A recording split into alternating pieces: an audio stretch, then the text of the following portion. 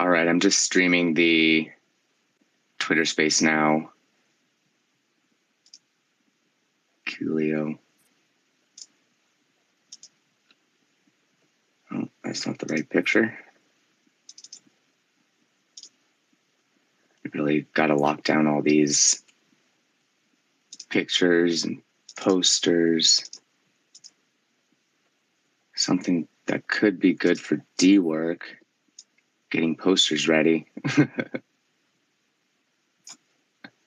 Okay. Cool. All right. So yeah, this is just a general discussion for anyone interested in applying for the next term, and yeah, or just just a general community discussion. But it's really to try and get some applicants for this next term coming up for the community DAO, and I will share the main tweet to the bulletin board. So as people come in, we can kind of show them that tweet. And yeah, Tracker, I mean, I'm happy to answer questions you may have. You've kind of gotten to know a little bit about what we're doing from participating and stuff, but happy to answer any questions you may have on anything really. So yeah. Good evening. Good evening. So actually, I was just willing to participate, to show some support, and to be there to continue the work, and yeah, and that's pretty much it. So I don't have a special question. I just wanted to be there and participate. Okay, awesome. Yeah, no, definitely. Appreciate your participation. And since Mike, feel free to come up and speak. And yeah, I don't know if you're planning to apply again. I know it hasn't been. I mean, I really appreciate you signing the multi-sig so fast. That's been really awesome. So I mean, if anything, becoming a governor just means that you're a signatory and you'll be responsive to sign the multi-sig. I think that's like the bare that's like the minimum requirements. So yeah, if you don't have too much time, you can kind of just sign the multi-sig, and that is perfectly helpful. So yeah, there's lots of options, and a lot of it is kind of creating your own options too. So you kind of, if you have something you want to try and do, then you just kind of go for it. That's kind of been my experience, at least. Yeah, but I don't know if you guys can retweet the space, so maybe we could get a few strangers involved. But yeah, you can count me in. Awesome. Thanks, Mike. Yes, sir. How you doing, Mike? Long time no talk, brother. Doing good, man. Just sick right now. Oh shit. Yeah, but everything's good. Just busy with work, but everything's good, man. Nice. Good to hear it, man. Hope you feel better soon, dude. Working while sick is no fun. It sucks. It's honestly miserable, but you gotta do what you gotta do, man. Yep, I hear that. I hear that. Well, since we don't really have any newcomers coming in, I don't know if you guys want to discuss any of the D work, any of the tools we have. I was looking at Wonderverse a little, and it looked like it had a lot of features that D work has. And I don't know. Yeah, I'm just kind of looking at all these tools and how integrated they are. And yeah, I don't know, Tracker or Mike, whoever, do you have any idea on like maybe I know we like Dwork and Charmverse so far, but maybe in terms of like integrating those two dApps into one, like it seems like maybe Wonderverse or some other dApp could do something like that.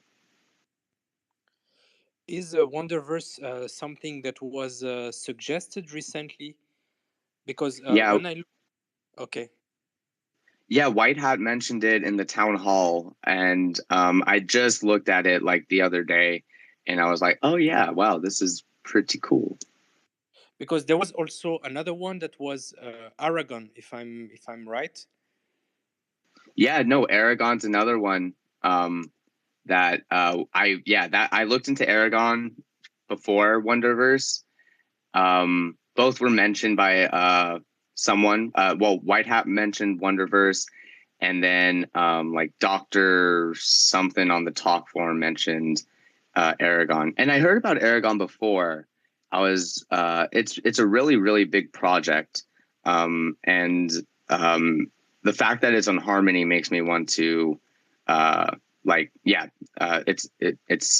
on the Harmony blockchain, so or that their contract is deployed on there. So it seems like there should, I don't know, there could be something there.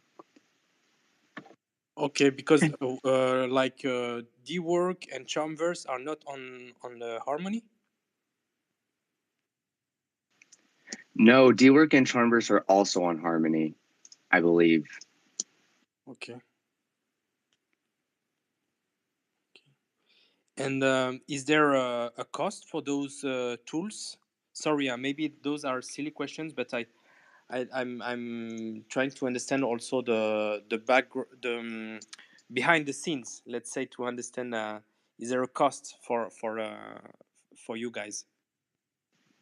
Totally. No, not silly questions. Charmverse, they're both free, but Charmverse is going to start charging for their services sometime mid 2023.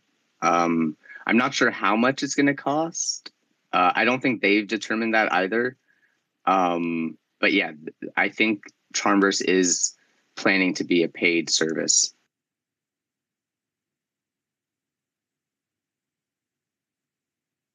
Okay. Yeah, I think it makes sense somehow to have an understanding of those tools. I think we discussed already the fact that we should try to get the maximum of those tools. And obviously, at some point, the cost also has to be considered. Yeah. Definitely. I'm actually, I just see Angela joined us. Angela, you're perfectly welcome to come up and speak if you have time.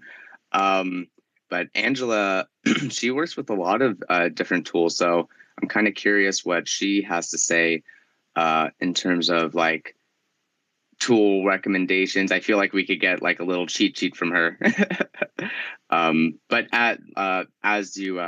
at your convenience, Angela, no pressure or anything. And then I'm kind of curious if Wonderverse is a Harmony-based blockchain as well. It looks like I'm looking at the Polygon chain version of it. Hey, Angela, how's it going? Hey, guys. Yeah, I'm like the queen of evaluating DAO tools. I spent so much time on it lately. That's amazing. We actually use Wonderverse. And there's a few different kind of key reasons why I chose Wonderverse. Although, honestly, it was a really tough choice because Dwork was pretty well matched, feature for feature. And I did it like a full breakdown. Actually, I'm totally willing to share the side-by-side comparison that I did for our DAO. But I chose Wonderverse because they had file attachments, and I'm trying to think what else was on the list that was super necessary. Snapshot integration for sending things straight to vote. That was also a big one for us that enabled us to, send certain things that needed to be voted on, proposals straight from Wonderverse to Snapshot and get them sent through without having to copy and paste and all that kind of stuff, reducing errors and things like that.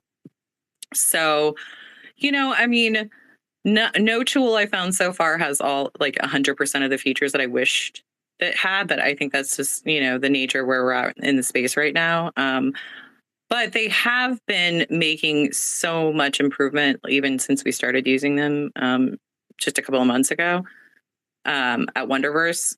And so I'm confident that all of my wish for features will probably be implemented, in the next several months. So hopefully we'll be able to manage more and more of all the things that we do in a singular place. But a real big one was being able to break down pods and have wallets set up for different work pods and making payments a lot easier that way by segmenting control and allowing for requests for payment to go up a chain, but the payer, the person who's responsible for making payments or signing, has a single screen where they can see all those requests.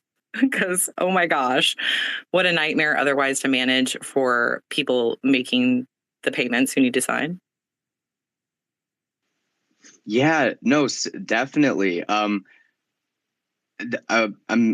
you think you can give me an example of how a pod would be used? I'm if you have a small project that a small team is working on, that would be a pod, and then how does the payment work out with something like that? Sorry, and thank you. Yeah, so the DAO can vote, to allocate a certain portion of funds to be controlled by a pod that has a leader or set of leaders. In our case, we structured the grants committee this way in order because the grants committee themselves are voted on by the community. So they're pretty trusted members already. The community has already said, yes, we trust these people to make decisions. So in order to make things easier, we set up a pod for them. That's sort of like a scoped space that they can work in, but we'll be using the grants to actually move that forward. So the next step from there, the plan being to have the grants committee start putting up votes for allocating specific funds for effectively granted pods to do specific work, where then we're working in a much more frictionless way, where people can sort of put in the requests to the grants pod, then that pod makes approvals to other pods for an allocated portion of funds that they can have a little bit more control over. And as long as they put in reports for how those funds were spent, they can keep putting in grants as long as they're used responsibly. But then there's some control mechanisms there, right? So that you don't have to worry too much. And it's scoped, so it's not like access to all the funds. So yeah, we're still working. We're still working on it, but this is my baby brainchild of how do we get more work done. Yeah, no, that sounds great. Okay, so say I have say Tracker and we want to start a pod, and Mike and I say we, the three of us, want to start a pod to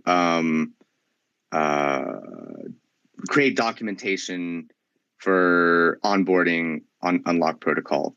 So could we request, is this kind of how it works? We say that, okay, this is what we want to do. We go to the grant committee and say, hey, we're a pod, or we would like to be a pod, and get a grant of $1,000 to create onboarding documentation. Is that kind of how it works, or? Yeah, so we're finalizing the plan to put up for the community to vote on soon. We're meeting on Friday to, sort of finalize the specifications for exactly the mechanisms for that. But yes, that is exactly the idea. That here's how it had been working in our grants program. People usually come to us with a specific large scope project that we do grants for.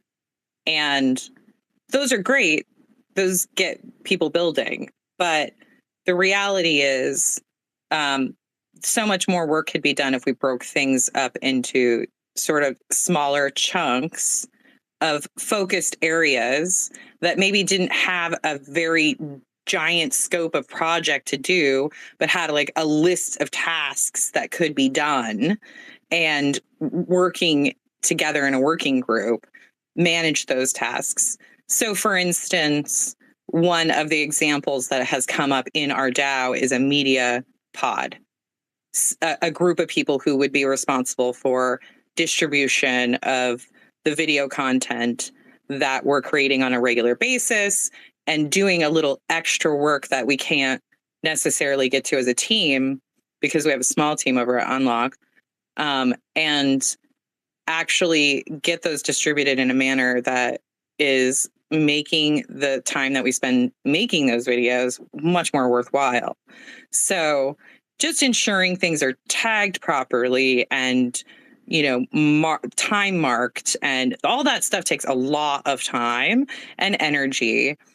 And I don't want to have to create 100 videos before I can grant somebody one of our grants. So the idea was that this could be for ongoing work. And then we just keep, maybe monthly or quarterly, depending on the pod itself and the needs for that specific pod, keep coming back to the grants for additional funding, as long as the work that they have been doing is getting done. So this is how I'm hoping it'll work. Business development is another area that was definitely on that list of examples of things that could be enabled this way. Everything you're saying to me is resonating so much. Tracker, what's up, man? Yeah, I just wanted to ask if is it comparable to the work when we can create tasks with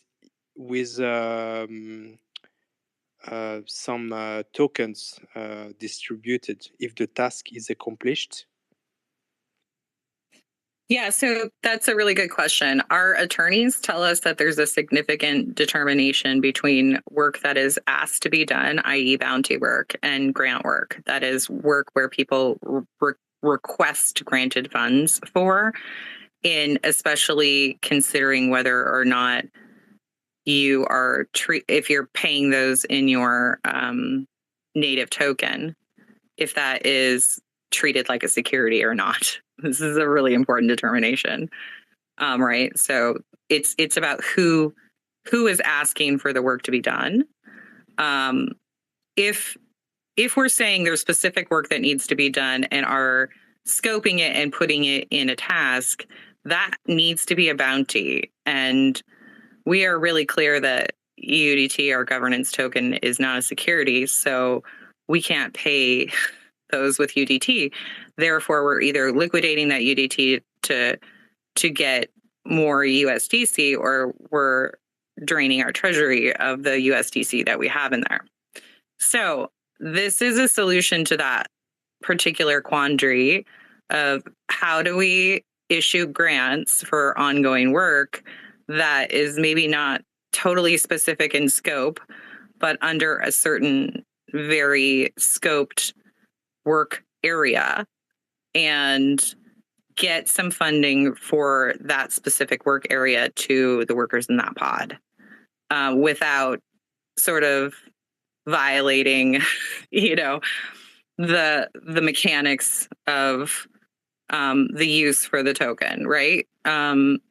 Because also the idea is that we want the people who are doing work to vote.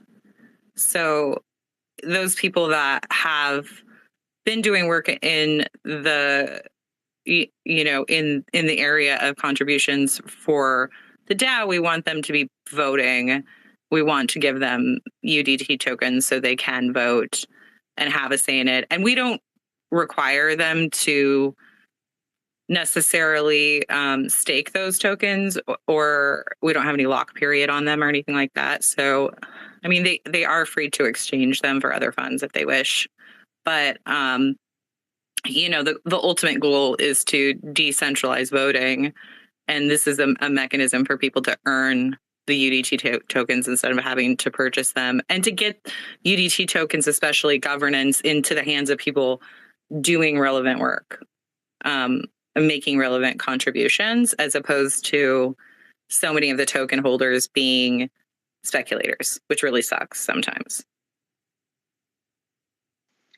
So that actually makes me want to ask a question about our setup. So we don't have a token or anything, but we would probably use the Harmony One coin token to for D-Work bounties, or whatever bounties we create.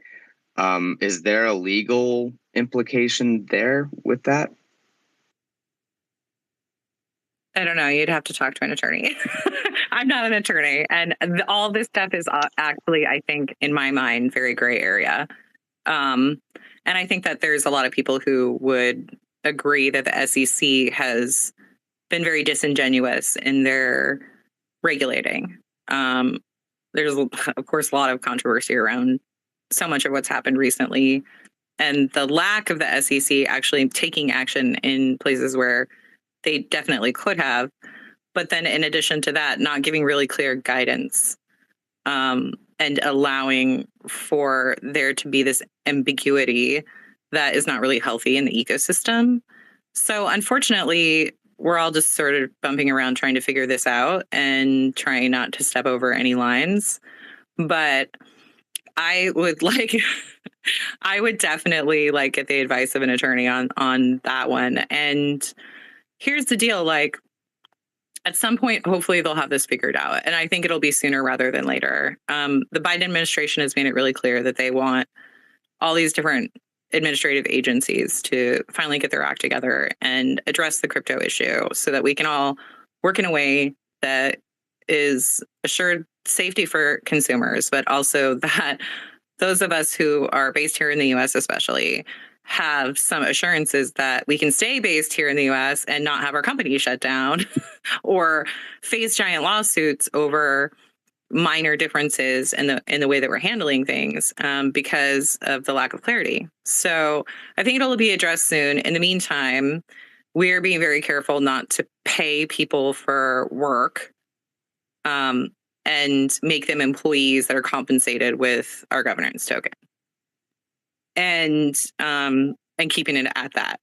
So anytime we give a token, it's a grant, not payment for work. And this is a mechanism for us to give grants that are not tied to specific actions necessarily, but more general implementations, and do it in a continuous way to keep contributions flowing, on things that are not static projects. Gotcha. Yeah, no, you get a lot to, there's a lot to discuss there. Yeah, there's the whole regulation situation with the SEC, and just the whole, for example, how Coinbase they went to the SEC, they're like, hey, we're trying to be compliant, what do we do? And then the SEC just ignores them or something. And it's it almost makes me suspicious, maybe the SEC's deliberately trying to mislead people and then get a lot of money from people by shutting them down. I don't know. It's really frustrating, actually. And I really hope that actually FTX, as much as it really sucked to have happen because so many people lost money in the ecosystem, I think it's ultimately going to drive for clarity in any of the areas that are currently very ambiguous. So that's my hope. I mean, nobody has a crystal ball or anything, but if something good can come of all of that, that's my hope, that it'll be clearer regulations, so we can all just actually drop our guards a little bit and know that we're operating within our legal bounds, and for it to be very clear, because as much as people talk about scammers in this space, there's actually like plenty of us out here who are just trying to do honest work. like for real. I mean, I've bumped into more of those people than the scammers. Like, there are plenty of people out here just actually really trying to build decentralized systems. And a bunch of us, have been working in open web and decentralized systems for years before blockchain existed. That's how I met our founder, Julian Genesow at Unlock. Working in open web and at a meetup for XMPP protocol, which is a distributed systems protocol, and like it's frustrating for the things that happen like FTX that sort of paint a broad brushstroke across us all. That is very negative, because in my experience, there are more honest builders in this space who are really just trying to accomplish something right, than there are those other people who are, just trying to find another way to game a system. I mean, those guys over at FTX would have been doing it one way or another. They just used blockchain as a mechanism. They would have done it with any other technology. Let's just be honest. That's the type of people they were. Yeah, definitely. And if anything, like the whole FTX situation spoke more to me about the issues with centralized institutions rather than decentralized technology, because it's through these murky centralized like protection layers that like people can get away with like messing up the books and just doing stuff like that. But on the blockchain, everything is like recorded. There's a history of everything.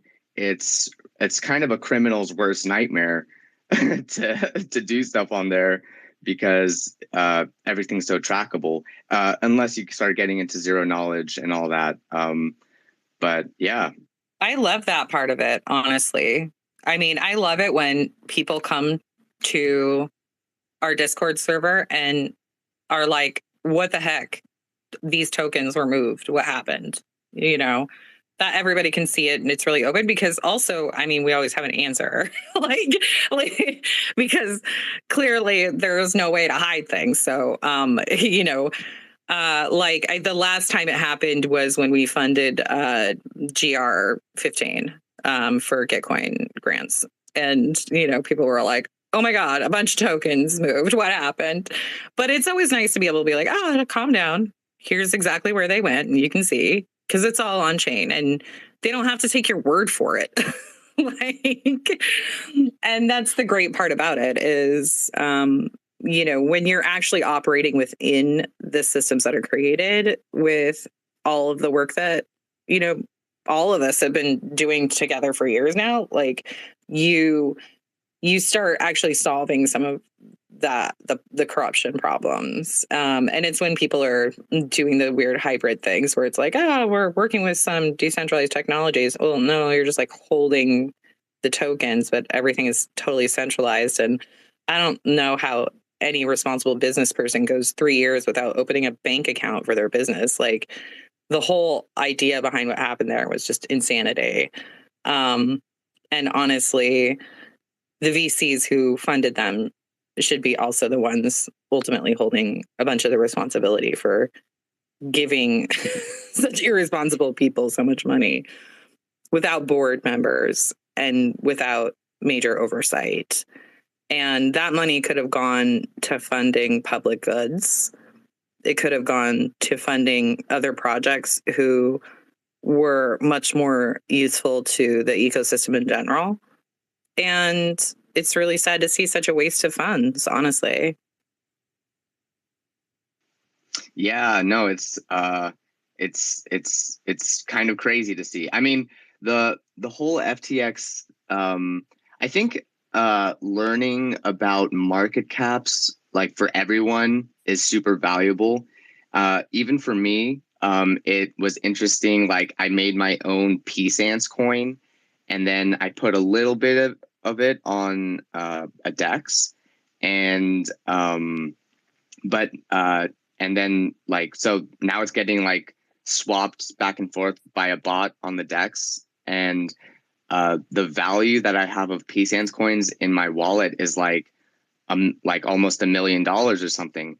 But that $1 million isn't real money. That's just the value of each coin times what it's being traded for, or sorry, the times how many coins I have. So yeah, I think that whole idea is something people don't really get, and I think like understanding that concept would help the immune system of the ecosystem.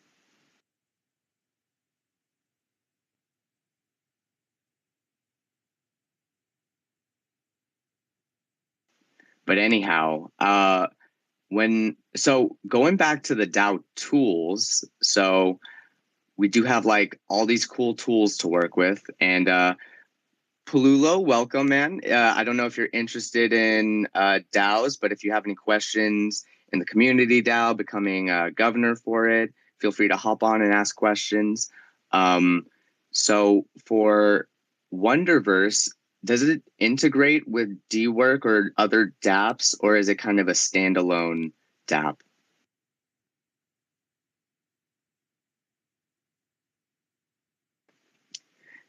And I'm not sure if you're still there, Angela, but I was curious about that. Ooh, and I think we may have lost Angela, but yeah, no, that very. Oh, and I think it should come back in. Let's see. Probably coming back in. Hey, Angela, are you able to hear us again?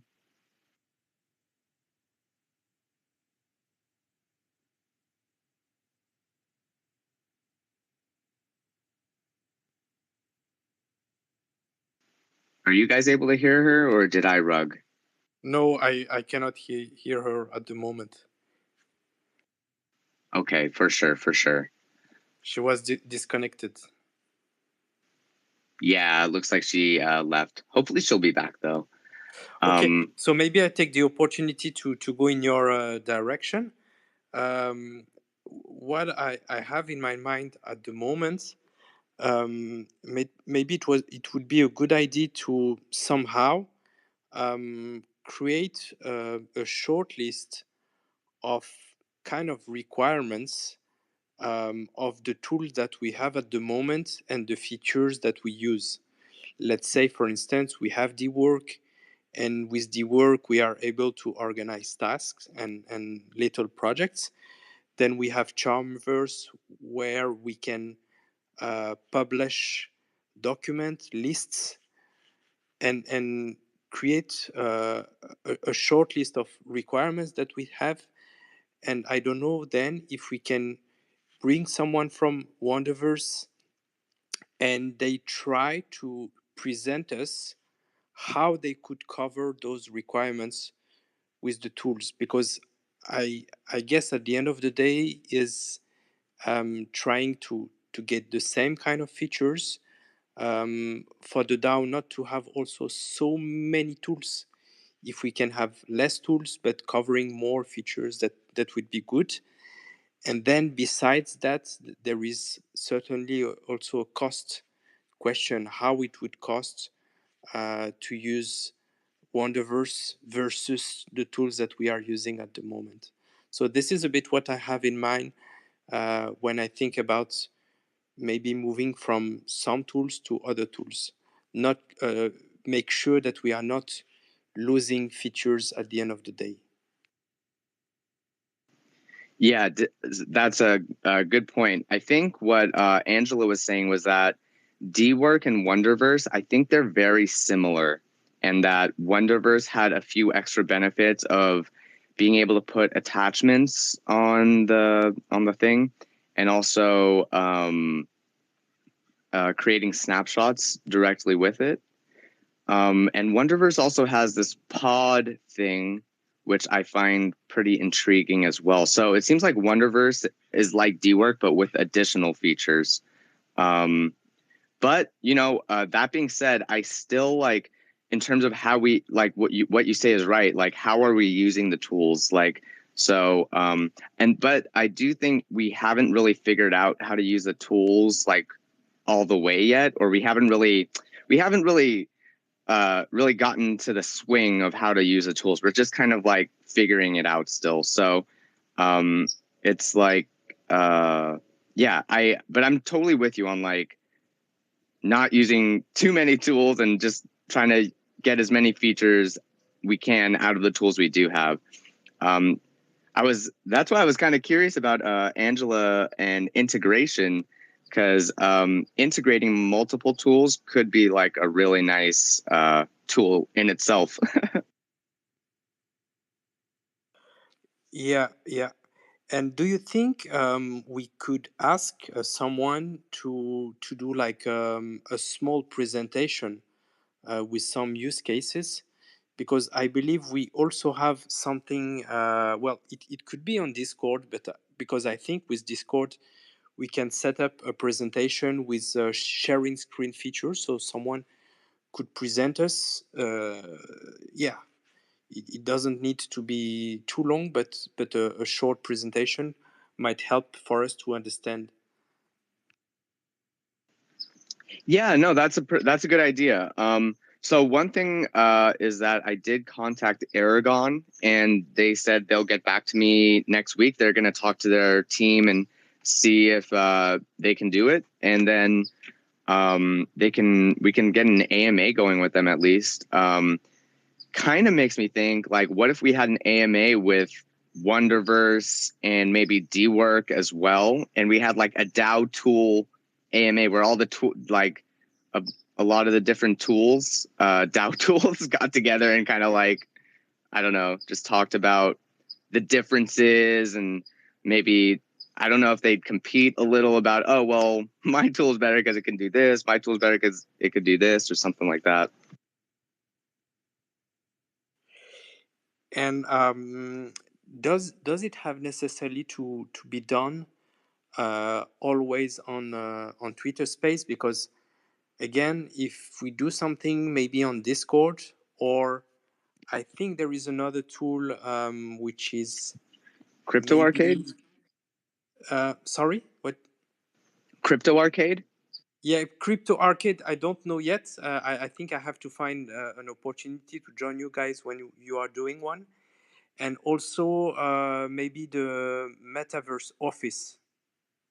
So maybe those tools could be used to present something with a sharing screen feature. But that's what I miss a bit with Twitter Space. That is only voice. There is no feature to present something. Yeah, totally. The main reason to use Twitter Space would be for participation purposes. That's the main reason we haven't been using Discord and Crypto Arcade, is because it's harder to get people in there. But that being said, if we did have some presentation that we scheduled and set, I think it'd be fantastic to have it in Discord or Crypto Arcade. So yeah, it's just a participation thing mainly. Okay, I understand.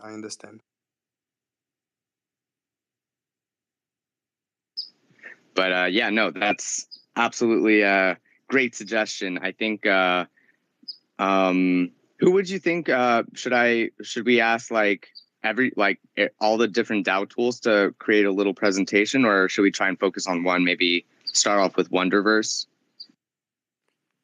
Yeah, it could be one after the other, but the thing is that at the moment, DWork and Charmverse are, at least those two are already in place, and now it's a bit I would say the challenge of Wonderverse to tell us what they have, what they got, and how they can compete with the tools they have. And obviously, I'm wondering if you have a a clear view on the cost, because at some point, I guess you have to think about how much it costs for you guys. So this topic will have to be discussed with you as well. Dang, that is something I should have asked Angela too. Yeah, let me see if they have any resources on the website for that.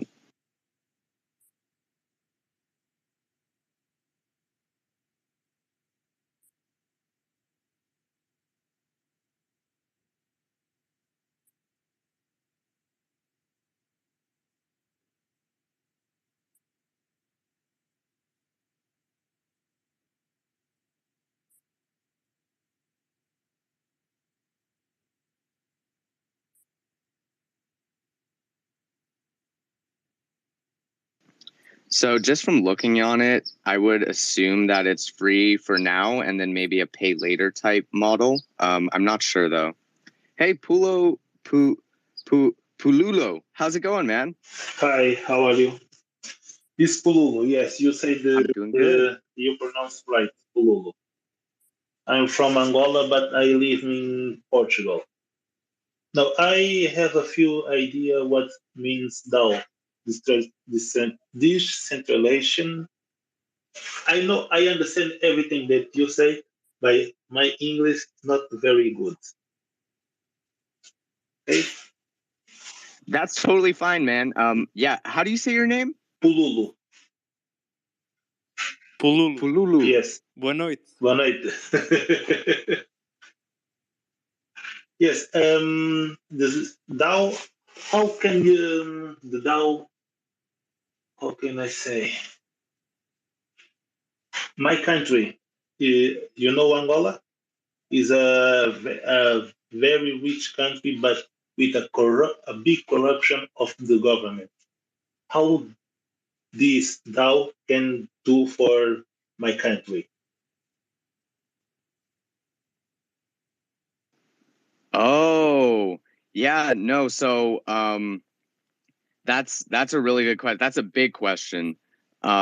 So the way I see it personally, and Tracker, feel free to throw in your point. I'll be quick. I think the DAOs, it's right now, it serves as like an option for people to vote, and it's like it's like a government online that's not necessary. That can be created or designed, but the main the main roadblock, I would say, is the wallets. It's confusing to get a wallet. It's confusing to sign up for a DAO and get on the right blockchain, and it's just confusing. So I think that's the main thing stopping people. But I think it is like, I think it the you can do stuff right now. So you can create like other forms of governance right now. Yeah, Tracker, sorry. Yes, I wanted to take the opportunity to speak because I'm reasonably new in this world, and especially on the DAO, and Raj, you can even testify that.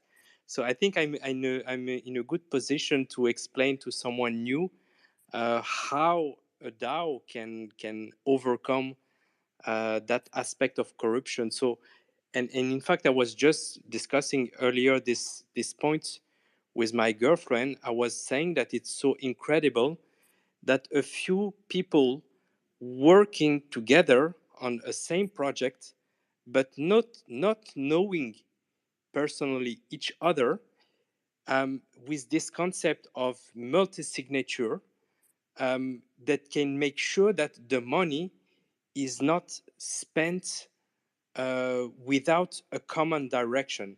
And yeah, for me, it's like we have money together.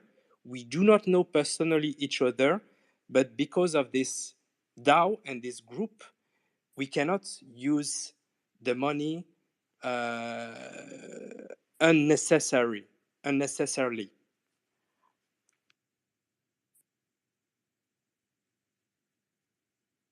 So yeah, like to kind of expand on that point. That's a great point, Tracker. Yeah, and that's like a really good way to put it. So like corrupt governments, the reason they can do things is because they have access to certain things that they can move however they want. And in the case of a DAO, you do have access control, but it's more, you can design the access control in a way that makes sense. And so if people are moving funds from one person to another, then that would require multiple signatures. So yeah, you can like have this sort of, and this is all done automatically on the blockchain through smart contracts. So that's what's amazing. You don't need a person to be like, okay, you're good, you're good, you're good. It's just done with a smart contract on the blockchain, not a human being. Yes, it's a good idea, but how make the people get into the DAOs? Because a lot of people don't believe in Bitcoin thing, in other stuff. DAO is, I think, is a young thing.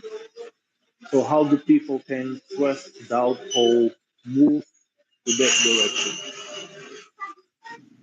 So I'm not sure if this answers your question, but there's a lot of DAOs out there. You can create a DAO yourself if you want to. That Peace Ants character, that's actually my experimental DAO. I've kind of put together-ish. It's kind of a work in progress, and because I'm kind of learning about the whole DAO thing as well.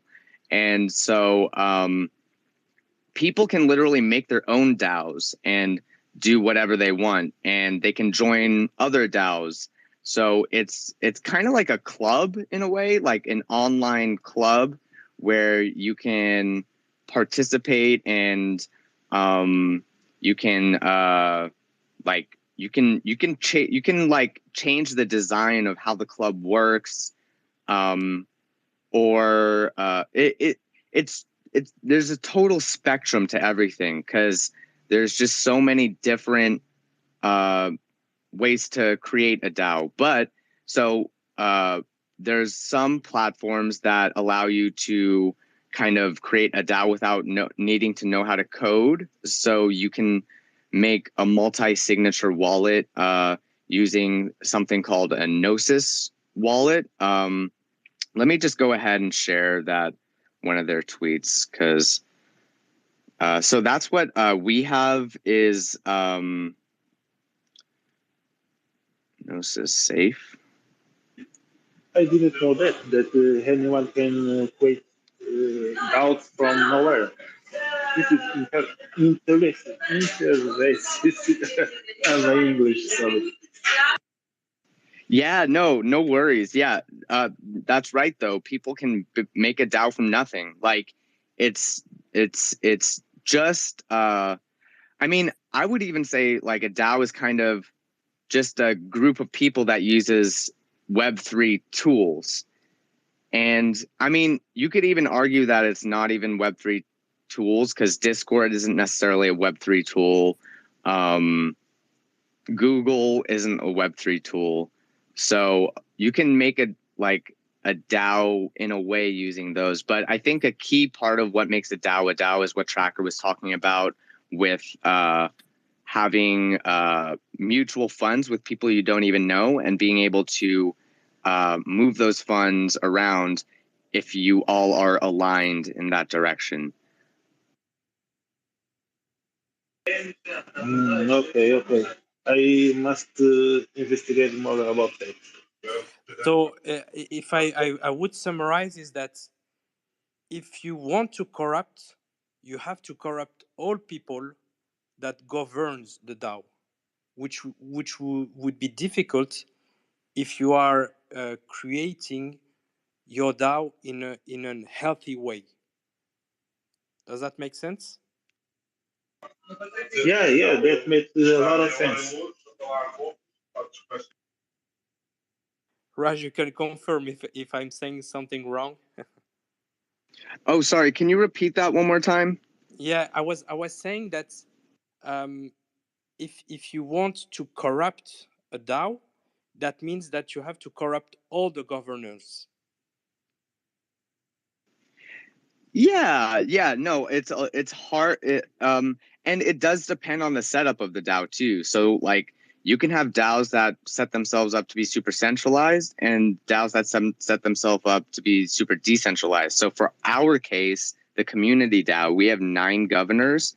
So you would have to corrupt 6 of the 9 governors to be able to move funds around however you want. So you'd have to get 6 out of 9 of us to agree to your agenda and follow it. And it's hard enough getting all 9 of us to follow our own agenda. So that would be that would be challenging.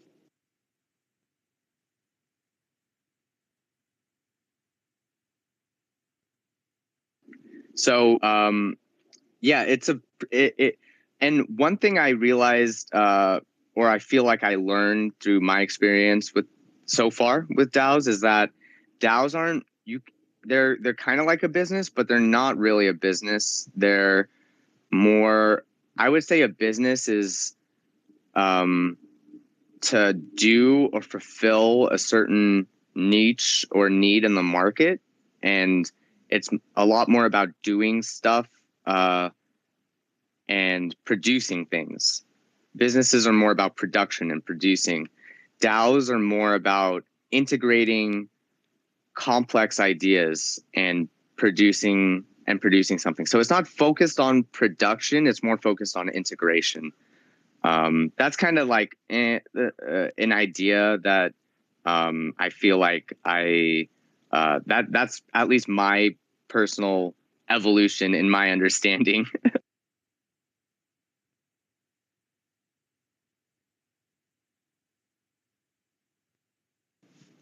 But Polulu, or shoot, I said it wrong again. Pololu. Pululu, no worries. Where I can learn more about the DAO? I'm reading the book about Bitcoin, and how can I learn more from DAO? I think first you should participate to all events from the community DAO. Yeah, so there's resources. I would say even like there's a really good lecture series Stanford has. I forget. Man, I need to find it and link it. Um, okay, I will send you a message with the with some video links, or I'll post them on the profile when I get the chance. But there's some good resources out there to just kind of learn about the idea of DAOs and what DAOs are.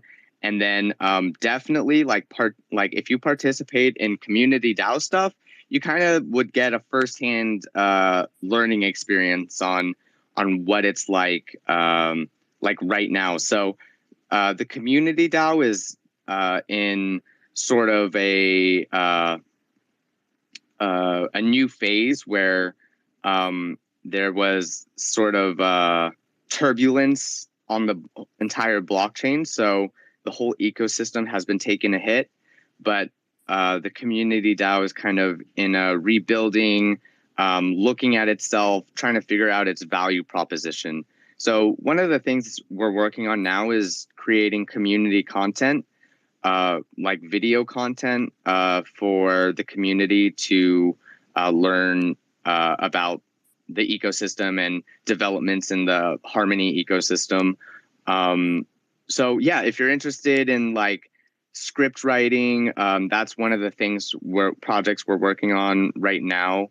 And then I don't know how familiar you are with like the different DAO tools out there, but that could be a good thing to kind of experiment with us, because we kind of have these tasks on DWork, and we're experimenting with other tools like Charmverse and Wonderverse, and it's a good way to kind of dip your toe into those tools, because we're all learning together here, and everyone like if you make a mistake, it's really not it's a low stakes deal with the community DAO right now. So yeah, just it's if you let me link our calendar. So that's probably the best way to keep up with what we're doing is to just sync your calendar, and then you can kind of be aware and join any events we have going on. Let me just link it. I'm following you, and when you can send me the links, please.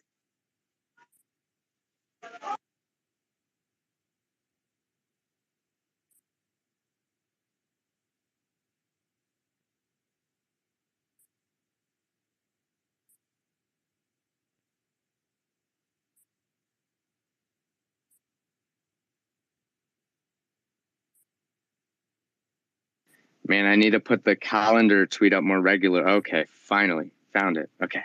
Okay, you. When you can send me the link, I will read them. And Absolutely, absolutely. also I take the opportunity to say that if you have some topics that you want to discuss in Portuguese, also I will be happy to bring that to translate anything that can help in this process in Portuguese. I'm able to do it. Oh, thank you very much. Yeah, I will appreciate it.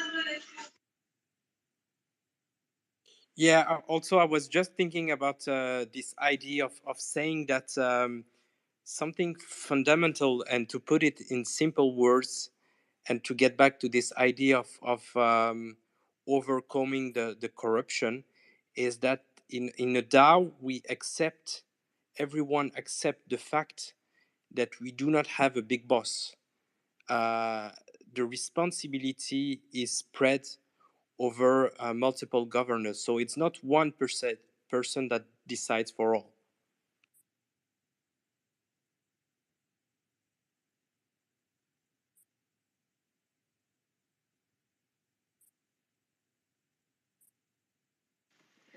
And yeah, happy to answer any other questions you may have, Pululo. Pululu. Damn it. I'm the worst. Pululu. Pululu.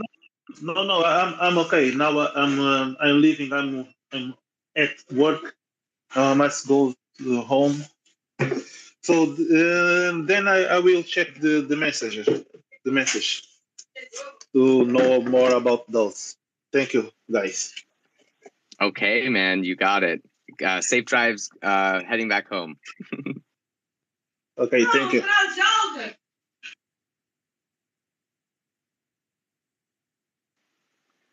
But yeah, no, so I'm the tools, being able to use the tools and making pods and stuff with Wonderverse, that seems pretty appealing to me in terms of just like task managing, because we do have these D-work tasks. But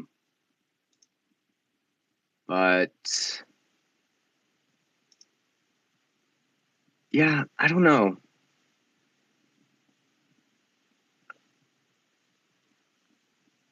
I wonder if there's a way to import to from D-work. That'd be cool.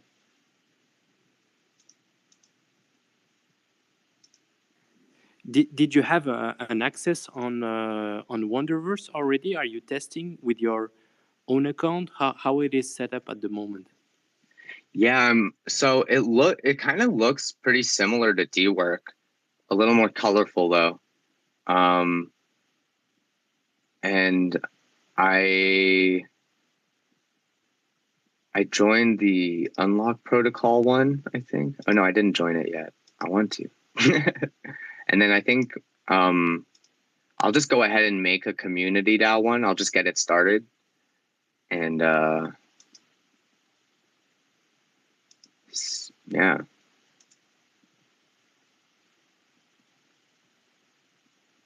It's got a pretty like colorful UI.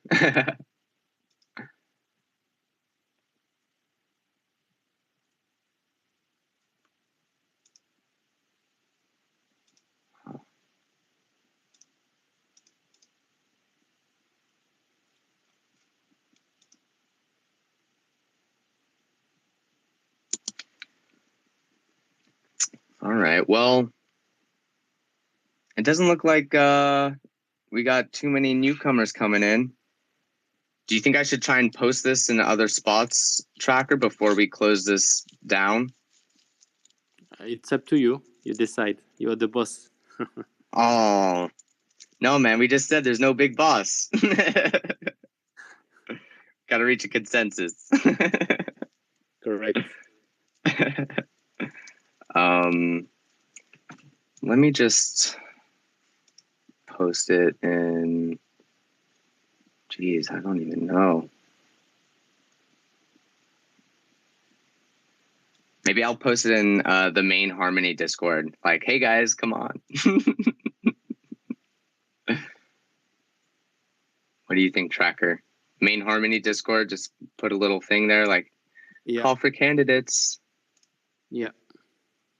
So, what is the situation at the moment? You do not have any candidate, or do you have? Right now, no one has applied yet. Oof. Yeah. So, what would be the case if there is no application?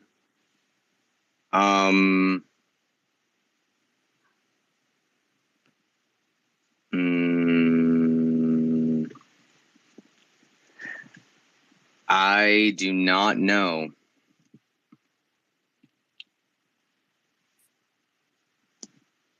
Okay. I think, I mean, well, everyone who's on the multi-sig would just stay there. There's no one else to replace them with. So it would basically just be as if a new quarter didn't really start, and people can just do what they're willing to do. But yeah, I don't know. If no one applies, it kind of shows that there's no one really into it. And so what's the point of moving it forward, right?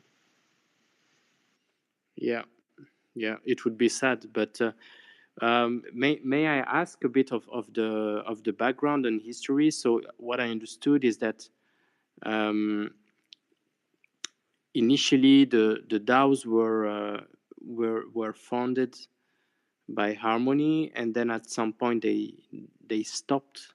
And I understood as well that you were one of the biggest, most important DAO. So then they stop, and then it's difficult to have this continuing without support from Harmony, even if we are not dealing with financial support, but at least with sponsoring. Yeah, what happened exactly? That's a great question. I think I want to do a video that kind of sums up where we're at now, because I feel like I have a better idea now than I did before. But yeah, that's essentially what happened. Harmony got some core DAOs started. Community DAO was one of the core DAOs, one of the big DAOs they wanted to push. And I was actually watching some of the old videos, and hey Logan, what's up, man? Welcome. You're welcome to speak if you want to. Welcome. You don't have to, no pressure. But yeah, I was watching some of the old videos they had put on with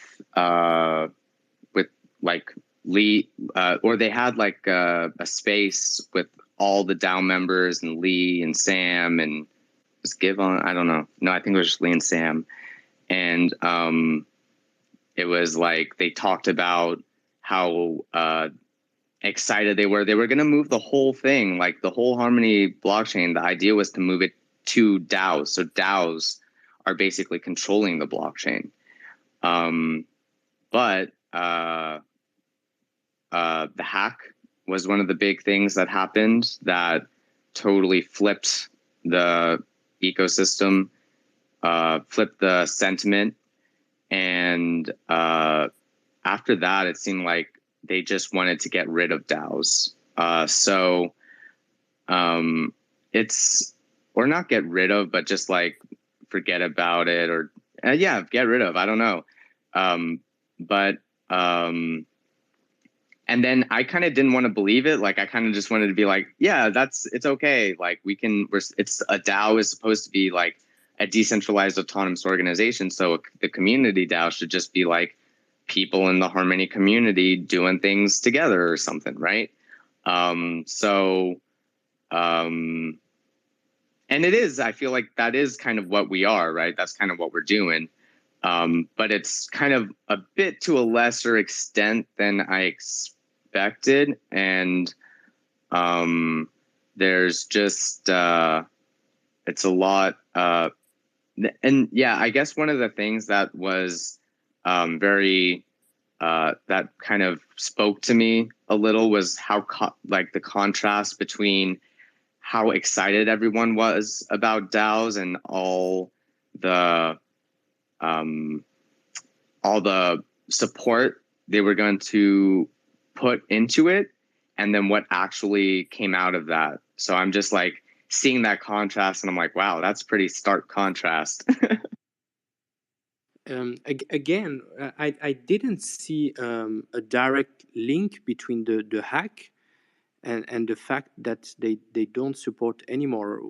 What's the direct link between those two things? Because I don't see the point in there. Well, I think it was a mix of the hack and general market conditions, because the market went down, and I think there was probably like a lot of the money that was being given away was because Harmony went up so fast, so much so fast, and when the market goes down, it kind of did the opposite. so all those funds were there, and then all of a sudden they weren't there so much, and then the hack like was a little like kind of dug the grave a little bit more. Okay, but even without funding, they still could find a way to support it, to make advertisements on it, to say, look, Harmony, maybe they are behaving now like a company, but they can still advertise on the fact that there is a DAO out there that try to produce content. So at the end of the day, it's a benefit for them, and they should support, even though there is no direct funding. I agree with you, but my thoughts behind it is that it's an image thing. I think the DAO, like the word DAO, I think hurts the image, or it may not be a positive thing for their image. So I think they're focused more on the layer 0 developments and just like more security-based things rather than social-based things.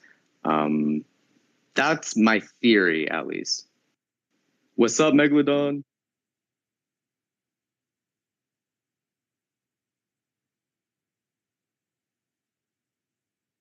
I don't know. What do you think? I wanted to kind of add something to that piece as well. That's right. Yeah, Logan, please do, man. Yeah, I kind of came on the DAO scene like a little bit late, and by late I mean like the funding was almost gone, and so it was a really good incentive for people to kind of be able to get a job or be able to get like a name in the space without having to like do like too sorry, it's crazy here, without doing too much work, to be honest. I mean, like I'm gonna speak bluntly. I hope it's okay. It's recorded. I don't care. I kind of wondered early on, like whenever I was thinking about being on a DAO, like why are we doing all these meetings or all these phone calls and like there's very little action? Like everyone says they're building, or at least they're tweeting that they're building, but like there's not much building happening.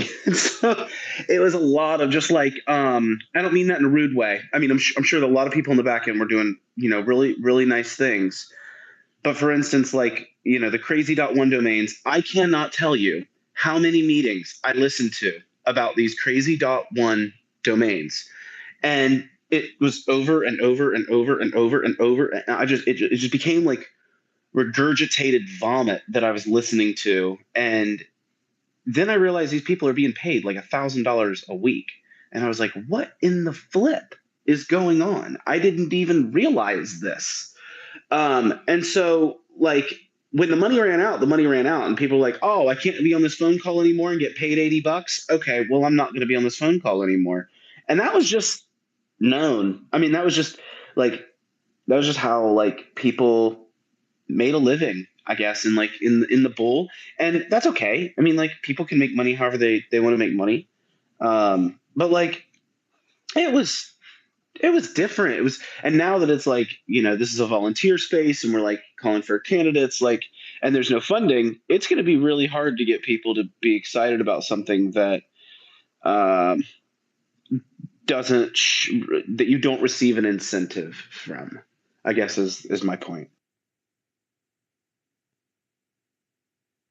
That's an excellent point. Megalodon, what's up, man? Welcome. Thank you. Can you hear me okay? Yes, sir. I don't want to interrupt your flow there, Logan. I just want to say you have my utmost respect for you sharing your experience there. Just wanted you to know that. I appreciate that, man. Dude, for sure. And I mean, I came in, like I said, kind of late on the DAO scene. And I remember being on a phone call with like, the first time I was ever introduced to like DAOs.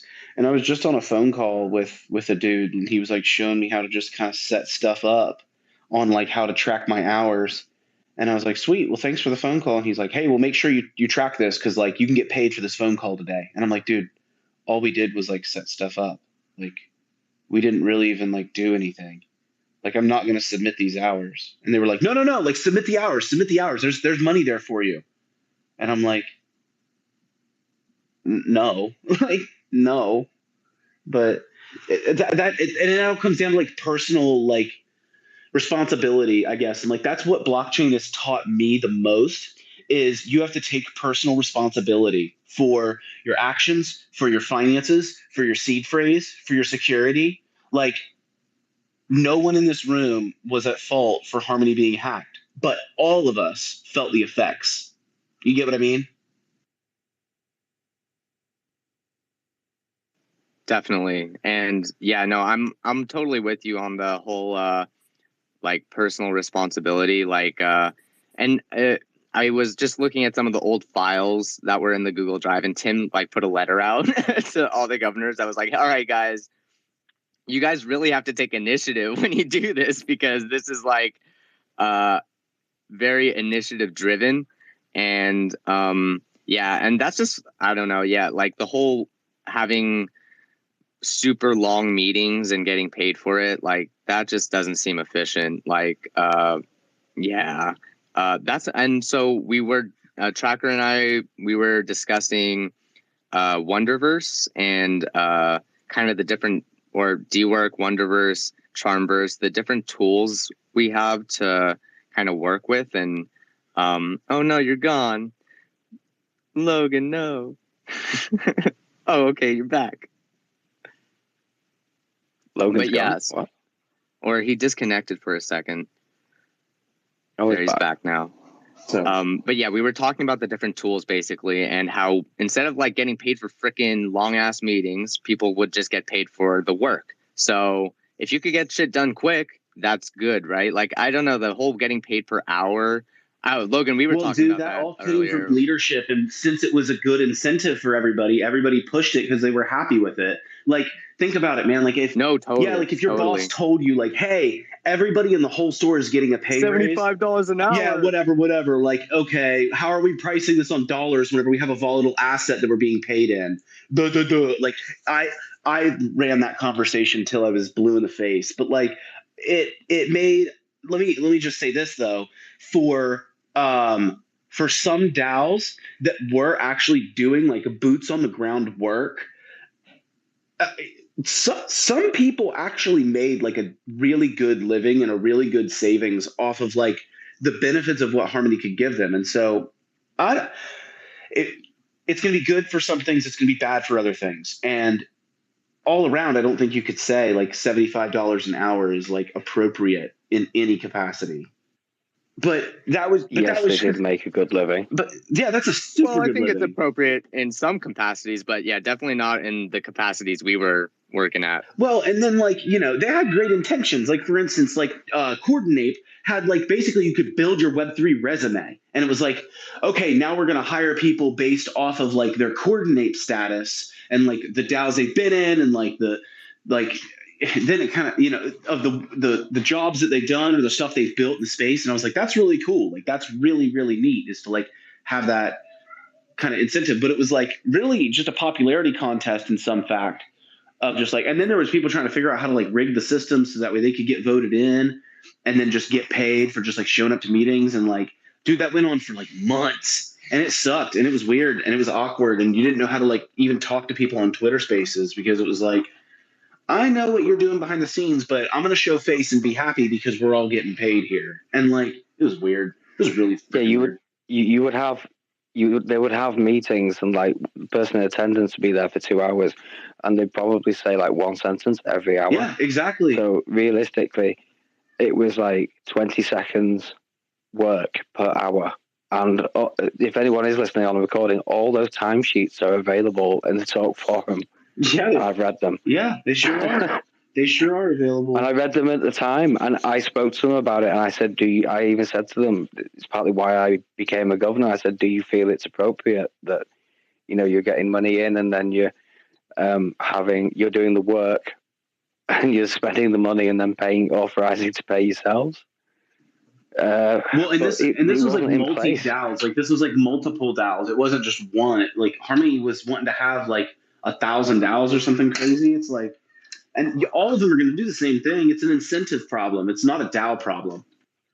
But it was the way it was set up, though. Like you said, that's what Harmony wanted, and they did need to have those meetings and what have you. But like, it probably did go on a little bit too longer. But yeah, that's what Harmony wanted. That's what Harmony wanted, and Sam wants to make everybody whole. You know.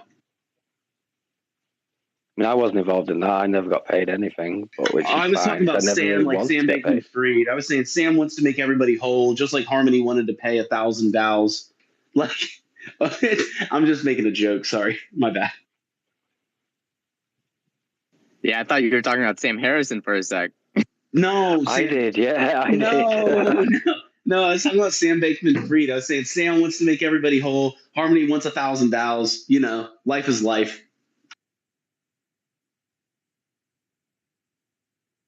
But it definitely was interesting. And if you guys get a chance, I mean, I'd recommend just watching some of those older videos of Harmony making DAOs because it does feel a little like, oh man, like it sounded like they wanted it. I've watched them, bro. I don't know if it's still there, but if you listen to the VDAO call that goes on for 2.5 hours, try sitting through that. I had to watch it over 2 days, the recording. But it's interesting. Oh man, yeah, I'll check it out, man. Not now. I mean, I don't have the time now. I don't even have time to read a white paper, let alone anything else. Oh, come on. None of you do either. You don't either. We all know it.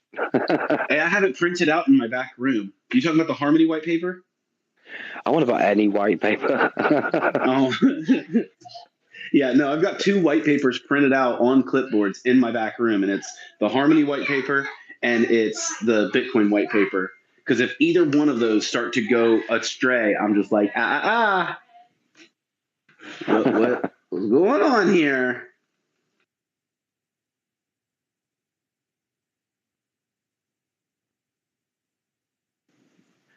So sorry, guys, I missed the town hall.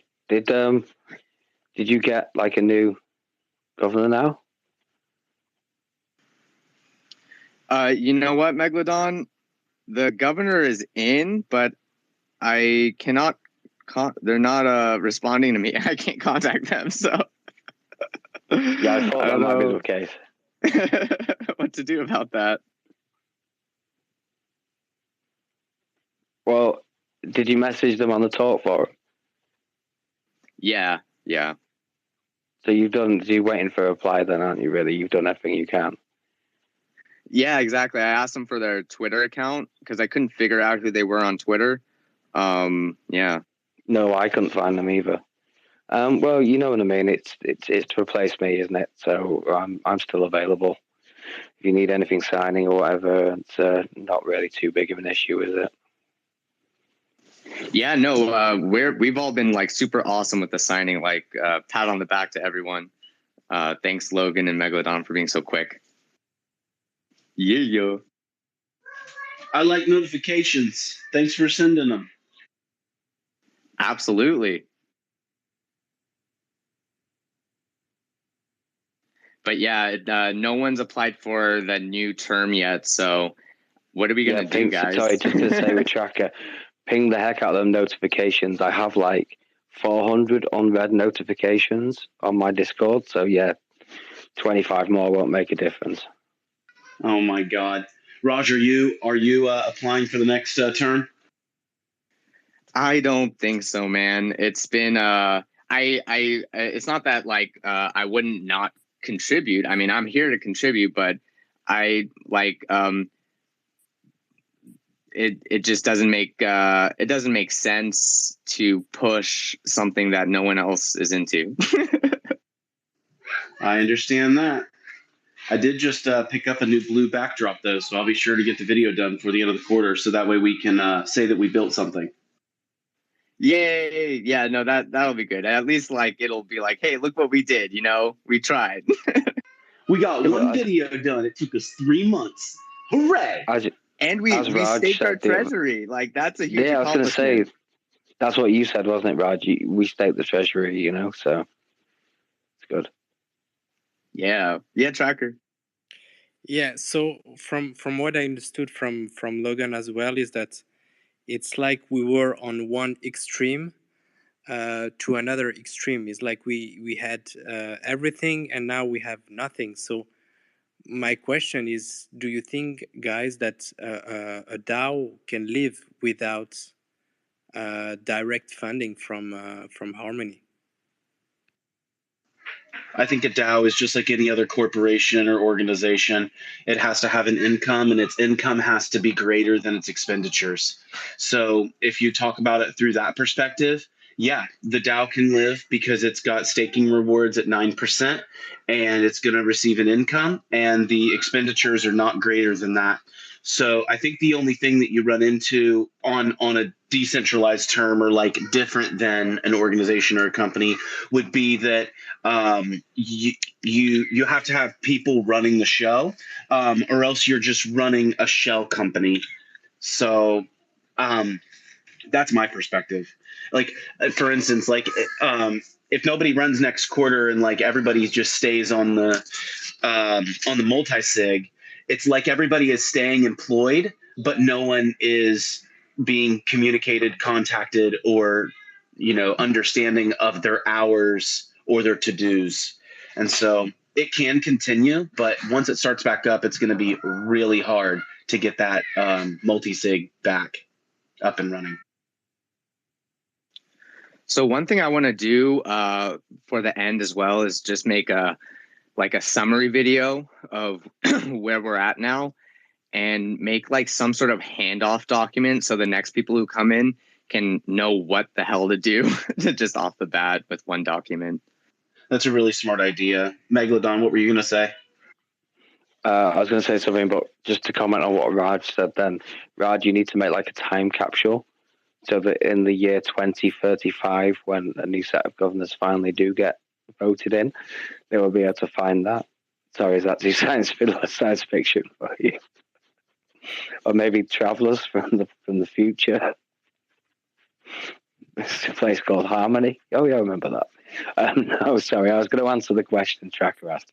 DAOs have to have they have to have a common interest, and I think Logan kind of touched on it before when he said that what was a common interest of the DAO, and then you've got everything that went on, and Harmony just not communicates with the DAOs.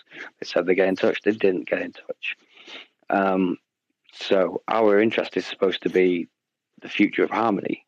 It's supposed to be the Harmony ecosystem and all that. Yet we weren't in touch with the Harmony Core team, because obviously the Harmony Core team was being reduced dramatically.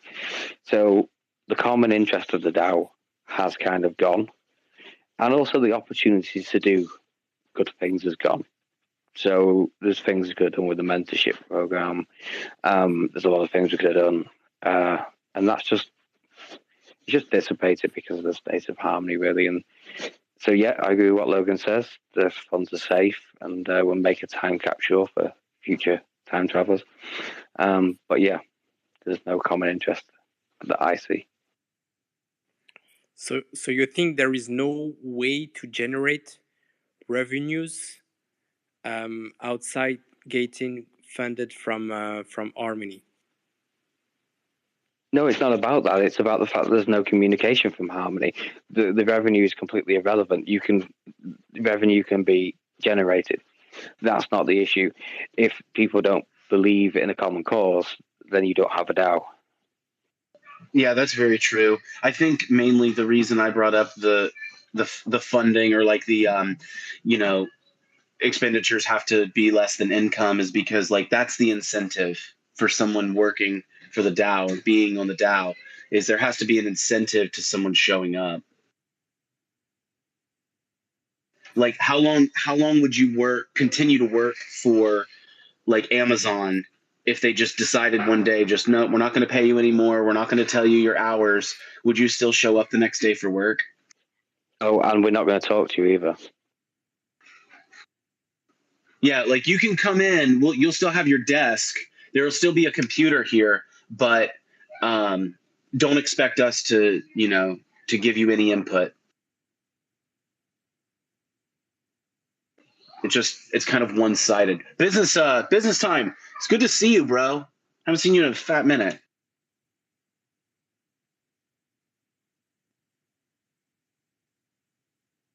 It's business time.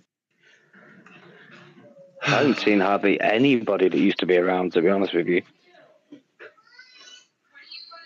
I had somebody, who was it? Oh, it was Legoat. Legoat reached out to me and said, wait, what? Oh, yeah, there it is. He said, hey, fam, what would you say the size of the active Harmony community DAO is? What would you guys say to that answer? Like 5 to 10. 500. You said 500? 500 registered. Yeah, that's not active. I said, so my response was, hey, the Harmony Community DAO has a 5 of 9 signatory and is fully staffed. We just completed a multi-sig transaction 3 days ago and staked 70% of the treasury. As far as community members, 10 to 20 hit or miss. Yeah, that sounds about right. And that, like, those statistics actually sound pretty reasonable. Like 500 registered, and then about a 1 to 2% participation rate. There's only one way to measure it, right? You say how many are active participants. So you don't have to turn up to a Twitter space. You don't have to be in a Discord. You don't have to do any of that. On the election, when myself, Raj, and Logan were voted in, how many people voted? That's your answer. I think there was actually a decent amount of votes there, but yeah, that's a good point. Exactly. That's a great You don't point. have to. Thank you.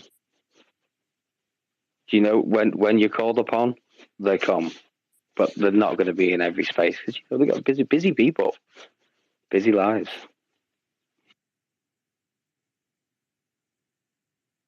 Busy little bees. I mean, also with an impending recession, like people are just not wanting to do something that's like, hey, come be a part of something bigger than yourself. Like, if you want to do that, you're probably part of a religious organization, not part of like a Web3 DAO.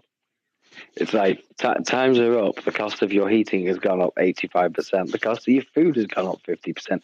But don't bother working harder. Don't just come volunteer and work for a DAO instead. But okay, the angle to push that at is how much do you pay for an education, right? This is free education right here. Oh, sorry, Professor Raj there. What would you learn in a DAO? How to have meetings. Yeah, how to like coordinate people and team building and all the tools, like all these tools, the Wonderverse, D-Work, Charmverse, learning those tools, there's something to that. I still haven't fully learned the tools yet, and I need to. I guess it's hard to use the tools if you don't have any wood or nails. Like I have a tool bag outside, but to buy the wood and buy the nails would cost more than the tools. No, what? No, okay, wait. All right, so the tool you would need is the wallet, which is just like, I mean, maybe a hammer. Like you could that could be like the equivalent of a hammer, and you could do a lot with a hammer. Again, imagine showing up to a job site with a bag of tools and you say to the Harmony Core DAO, hey guys, I want to build a house right here. And they go, okay, here's a toothpick and a $5 bill. But Harmony, it doesn't make the tools. It's other people. You turn up to them and you say, I want to make a house here. I've got my tools. I'm ready to go. And they look at you and they don't say anything. They just wait for you to go away. Well, or they go, well, we just fired our community manager, and we just made these new videos that talk about what we want to do, but here's the carpet. I mean, on the upside, I mean, the community DAO is reaching a larger proportion of the Harmony community than what it used to, percentage-wise, because there's less of the community. Yeah, I can see your perspective there. I just made it up. I mean, hey, it's okay. Who thinks that the Harmony, the one.country domains are the exact same as the crazy.one domains? Anybody? Wait, what do you mean? The one.country domains allow you to do the exact same thing that you could do with the crazy.one domains, which is tag a tweet to a web page and pay money for that page as an NFT. I haven't even heard of them, to be honest, until now. Yeah, it's like one, like the number one.country, and it's like Kratos has been on a roll about it. Just I don't even know what it is. So I can change my wallet name to that, can I, to make it easier for people to send me one? I guess. I don't know. Like the .eth names. It made me so sad to see it come out because they're literally still trampling their freaking community because Harmony Harmony Domain Naming Service came out with like a service to be able to do like a .one domain, and they're not even like collaborating like at all. Yeah, it looks like they're bringing on ENS. I saw something on that, and I was like, wait, what about HNS? You're not gonna like promote that at all? Yeah, they didn't even promote HNS at all. No, they didn't connect with HNS like one bit. And those are the same folks that built like Sonic Swap, which is now like their second biggest swap on the whole platform. So I don't know. Yeah, I wonder what's up with their relationship with that team. Sushi's got more liquidity. So they're like third. Sorry. You're right. No, but it's worthwhile it's worthwhile taking a look at the TVL for Harmony right now. There's still 2 million on DeFi. What is TVL? About 7.45 last time I looked. I'll look now. But there's about 2 million still on DFK from the DeFi Llama stats, that is, and no one knows whether those are actual real stats or whether it's with the depegged assets or not. When Lambo NFT is migrated as we speak, so that they've taken their liquidity as well. Trank's still here, obviously. Wow. Oh man. I did a poll before. I mean, it's only with like people that see my tweets, whatever. But Harmony 1 can make a comeback? Question mark. Yes, no, or maybe. Yes was 17%. No was 56%, and maybe was 28% out of 18 votes. Just food for thought.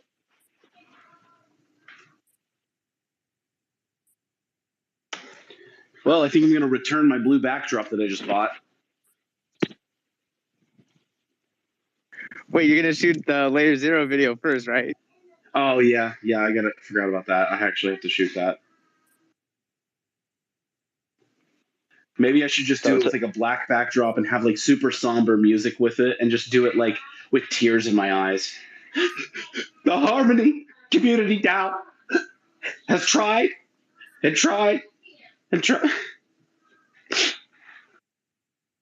Hey man, I'm all for that creative shit.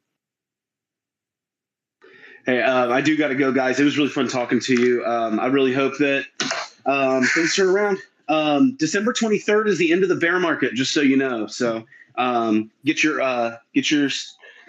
wallets in order. Take your stuff off the exchange and stack sats. So December 23rd. I'll see you guys later. Well, what's December 23rd? It's the end of the bear market. Says who? Guaranteed, 100%. Not financial advice. Someone told me that was yesterday. What, did the end of the bear market? Yeah, I bought a freaking tiger because someone said it was yesterday. Yeah, and Bitcoin's dead. So. Oh, I knew that. Yeah. Nice speaking to you, Logan. Take care, man. Good to see you guys. Catch you later. Bye. Later, Logan.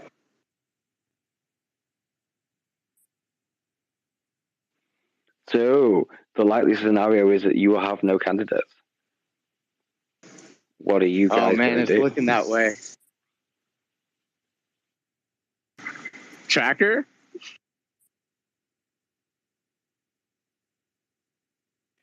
Yeah, I think there is for me there is no point. Not enough experience, not enough knowledge about all this, and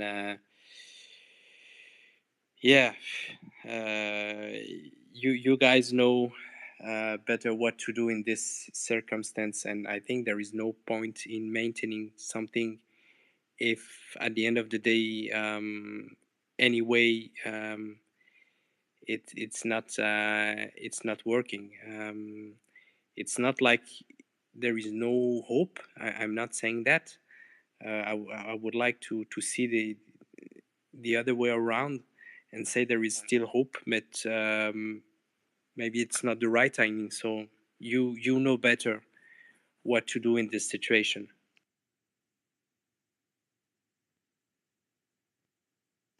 Yeah. And yeah, I think you're right. It's just the situation is what it is, and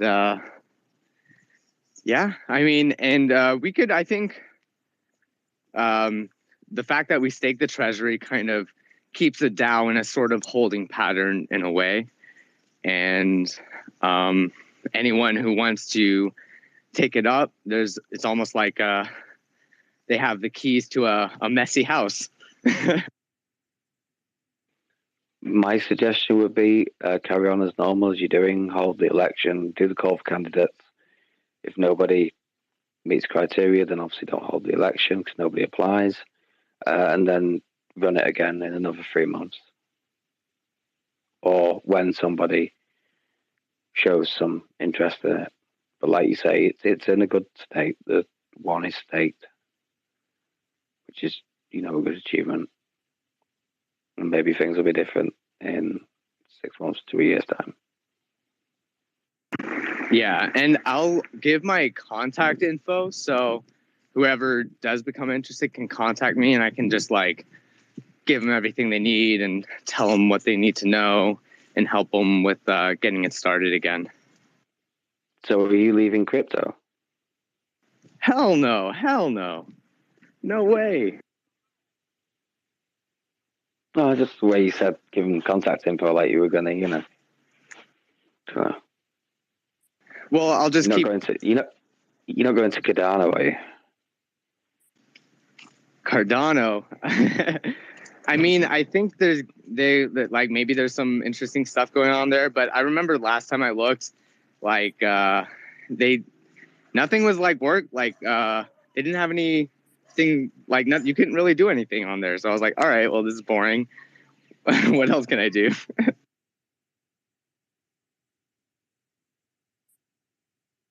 But I do have some Cardano staked, and it's just accumulating itself. So that's dope. No comment.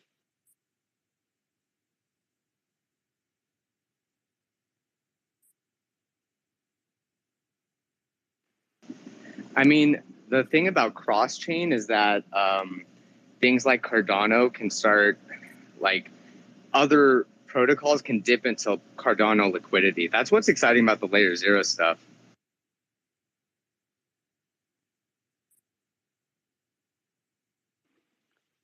Are you still going to do that class?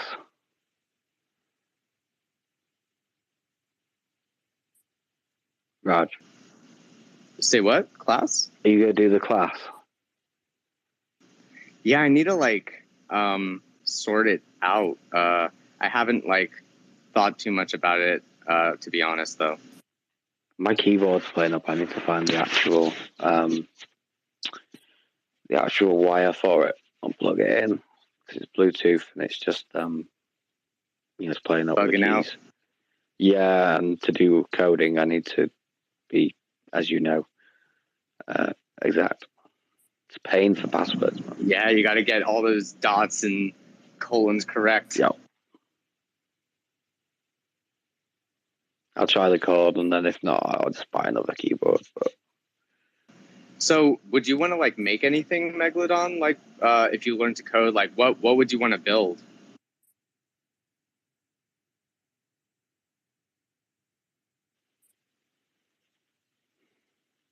I just want to learn smart contracts, really, the basic smart contracts.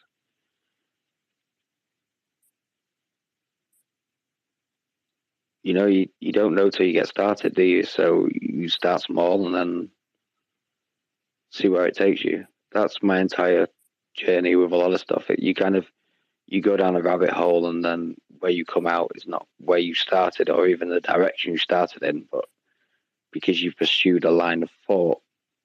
This is just my personal experience. You end up, it evolves into something else,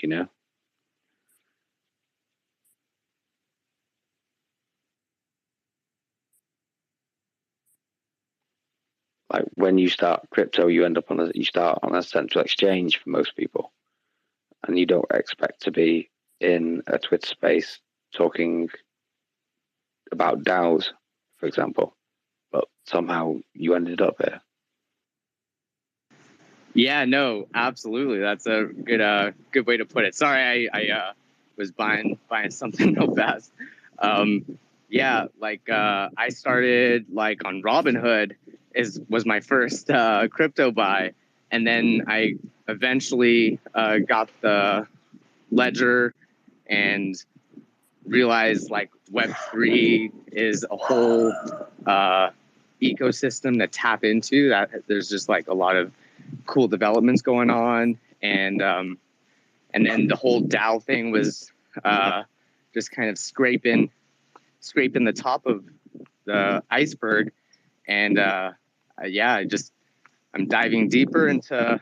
I mean, I think for me, it's really coming down to the tools that's been made already, and I think I forget who told me, but there's another tool that allows people to make code from just typing in a sentence into AI, and the AI will make code for you that does what you want it to do. Apparently, I need to experiment with this and try it out myself, but Megalodon, that could be game changing, bro. It could be, and I mean, don't get me wrong. What I said, it's not that I'm not interested. It's just, okay, maybe this seems a little bit strange coming from me, but I don't know if I'd be any good at it. So a lot of it is a confidence thing, and it's throwing yourself into, or throwing me in an area in which I haven't done any for years. And then bringing in the Web3 aspect of it. It's just that I'm not confident is all. I probably won't be able to move at the speed that some people will. So I don't want to go in and say, yeah, I want to create a game, or you know what I mean, or do a smart contract that's going to do this, that, and the other. I just need to see how it goes, and if I pick it up, I pick it up, and if I don't, I just hold my hands up and say, no, it's too much for me, you know, because I'm just a normal guy with an NFT of a tiger. Yes, sir. And but I'll tell you though, like what you were just saying, like it kind of tells me that you're not the type of person that wants to just like be competent at, or I'm probably not saying this right, but just like be good at everything like off the bat, right? You're willing to start something new and be a beginner and grow. So that's like, yeah, that's what being a human being and like, you know, continuing to grow is all about. Yeah, I mean, you know me by now, and I know you a little bit as well. Well, we both know each other a little bit, and it may seem like, you know, I prefer to master what I'm speaking about as much as what I can, but there's no guarantee, and it takes a lot of time to get to where you get. And yeah, it probably is a bit beyond me, and you know, my only real success in this space has been by investing and what have you, and applying kind of business, you know, knowledge to things and what have you. I've been lucky as well. It's just one of those things. It's never really been an ambition of mine to work in Web3, but then again, to learn a technology, perhaps that could happen as I get older. That would be interesting, because we are early when we're talking about the things we're talking about, not in terms of projects, not in terms of crypto, but in terms of what can be done in the space. We are still early. So even if I could just pick up some basic skills to understand a little bit more, I would be interested. But I do think that I would probably be the back of the class. I would say that in this crypto, it should even be a prerequisite to know a little bit about coding, because we know that all the smart contracts are supposed to be publicly published, and we should be able to understand and read the basic of a smart contract. We have this opportunity to have the source code. So even though we do not build ourselves a smart contract, but at least trying to read it and to understand part of it, I think it would be good. I could not agree with that more. Megalodon, have you gone to the Block Explorer and did any read-write interactions with the contract? Oh yeah, for sure. Yeah, I've done stuff in the contracts of things before. Yeah, staked, minted. Yeah, I can do all that shit. So the fact that you've done that, like, that's already, like, in my mind, that's pretty, like, you're above 99% of people in the space, I would say. Really? Wow. I would think so, because a lot of people in the space, I mean, I would argue, are on centralized exchanges and stuff like that. So like going to the level where you're actually on the Block Explorer, you search the contract address, you read and write the contract. Like that is the that's kind of the lowest level you can go as a user before you get to actually writing code. I mean, I read my own wallet, and I kind of was writing the contract, but that was only following instructions, if that makes sense. But it's like one of those things, you know, modern technology. If you need, you know, I'm a good researcher, and if there's something out there, if there's a resource, I can find it. And there's plenty of stuff out there to find, as well as hooking up with the right people. This is like modern technology. Literally, with a mobile phone and a Wi-Fi connection, you can learn anything, pretty much.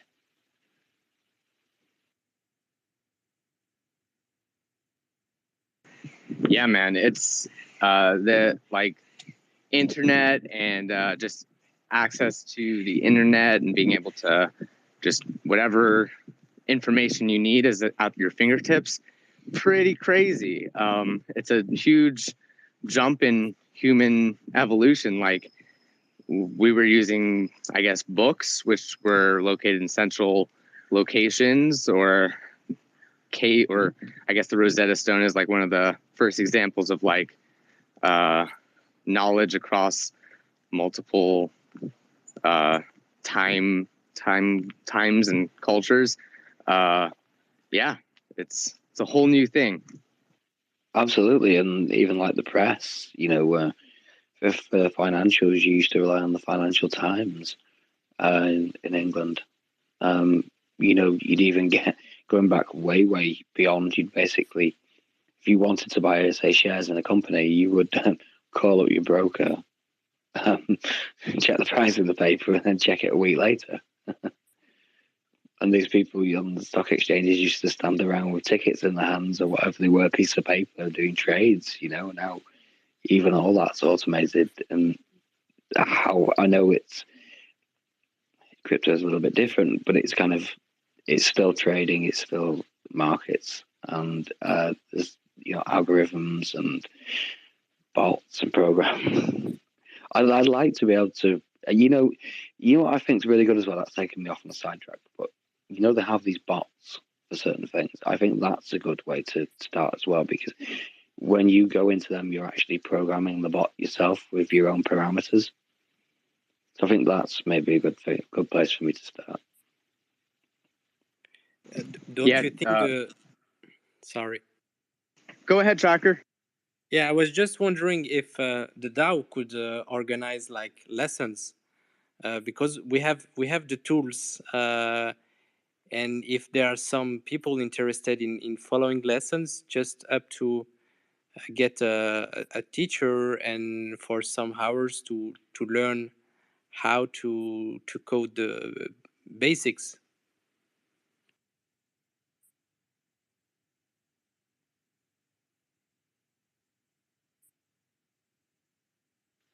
Well, the question with that lies with Raj. I think he's walking at the minute, but it's basically, Raj, if you're going to set this up, I know Ardai Trying was interested. It's just a question of whether you want to do a community DAO effort or what you want to do, really. Whether you want to do a peace dance effort, really, if you're going to do it, or whatever umbrella you want to do it in. Don't be constrained by the community DAO, and obviously, I know you love people like Tracker to be involved. Anybody, really. Yeah, no, I'm starting to think, I think maybe this should be a peace ants thing. Make the because that was kind of what I wanted to do, was make some sort of school. Peace ants Academy was like kind of a initial thought. But it's I'll definitely get that going.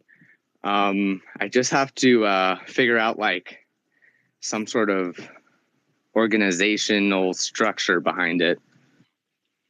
But I'll be more interested in doing something with the Peace Ants and Bob Elwood with the Harmony Community DAO. And also, it doesn't limit you to one blockchain as well. I mean, exactly. I mean, Tracker doesn't know, but I have a little Discord Tracker, and we brought this up, didn't we? We put a little thread in there and got some conversations going about it. So that's kind of like a sounding board for you, isn't it, to kind of work stuff out. And it just goes to show, though, you don't have to be under the DAO to kind of do a project.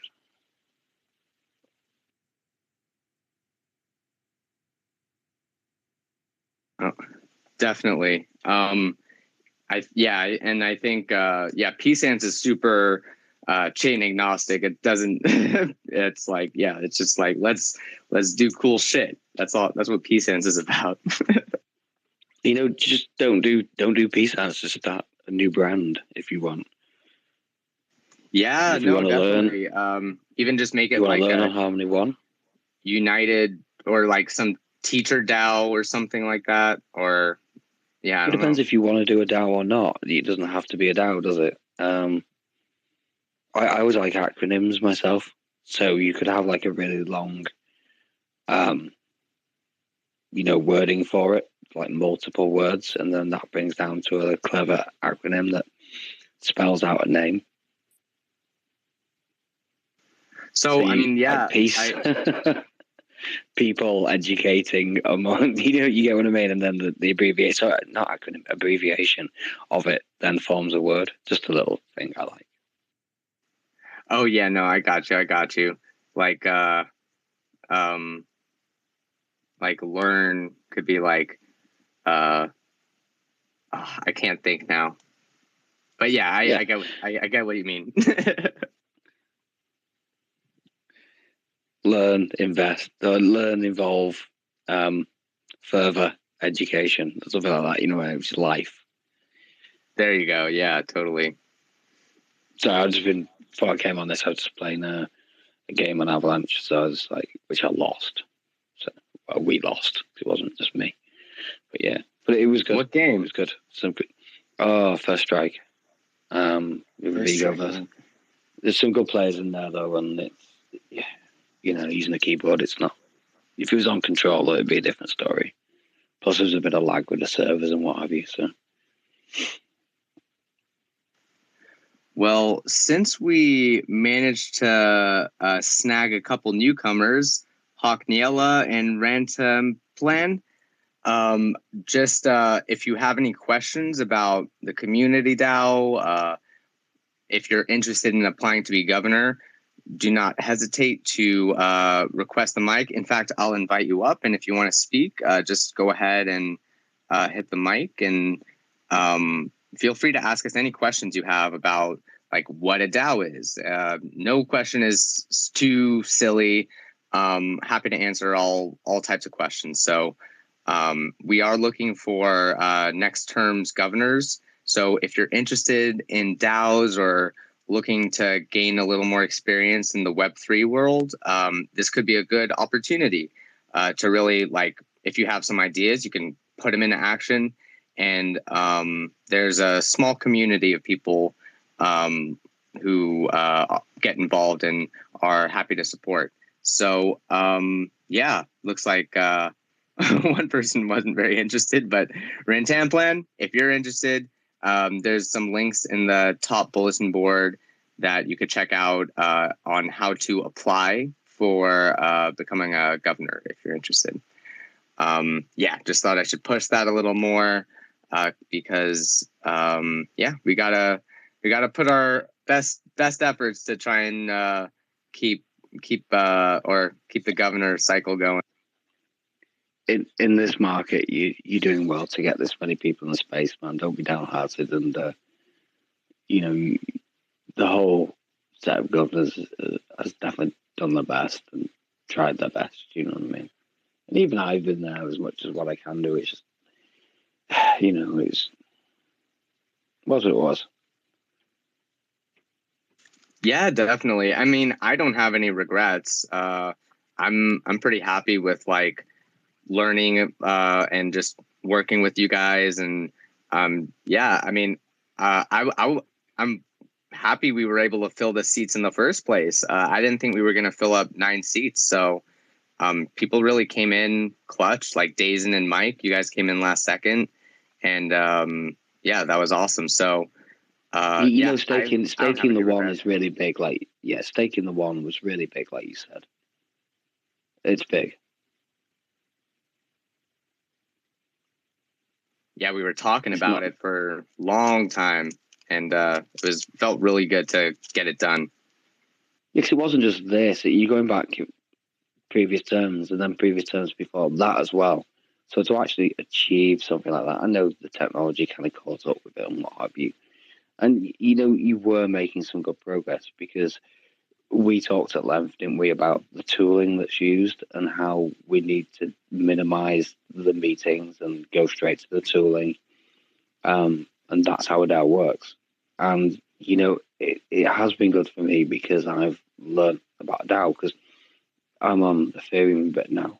And I'm hearing about DAOs. And as you said, Raj, you own an NFT, that concept you said. And that gives you voting rights. that makes you a member of the DAO. So your one NFT that you own, for example, gives you a vote. And because everyone's like in a project or in a gaming project or what have you, then they have that interest. And you can see how a DAO can really work effectively, where if you've got the correct tools in place, which are maybe arguably easier on Ethereum, you can put up votes for Snapshot, you can make important decisions, and then those people who have those votes can make those, and then they determine the course of the project. But to get to that point, that's where we were at, wasn't it? And that was the sticking point.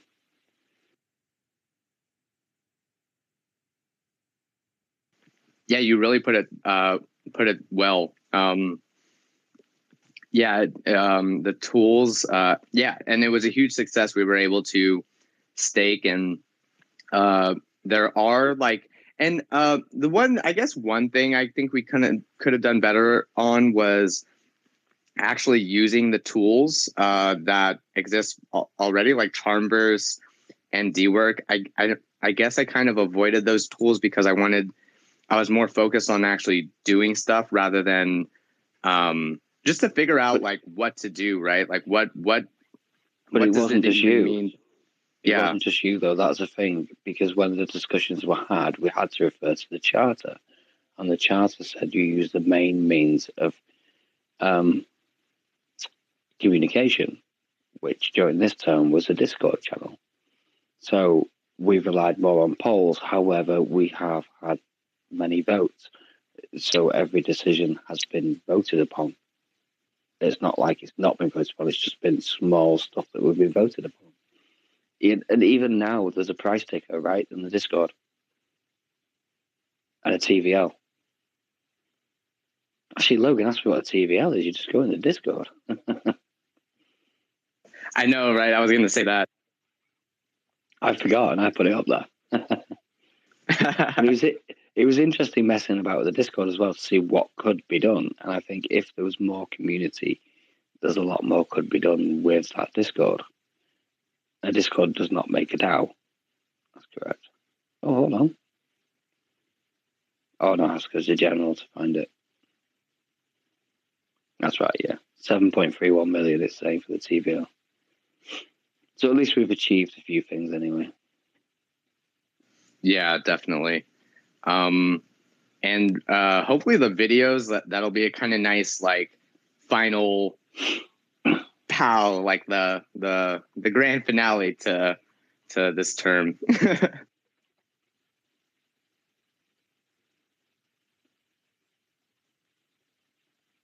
It's nothing anyone's done. It's just, it is what it is. A lot of unfortunate things happened. Yeah.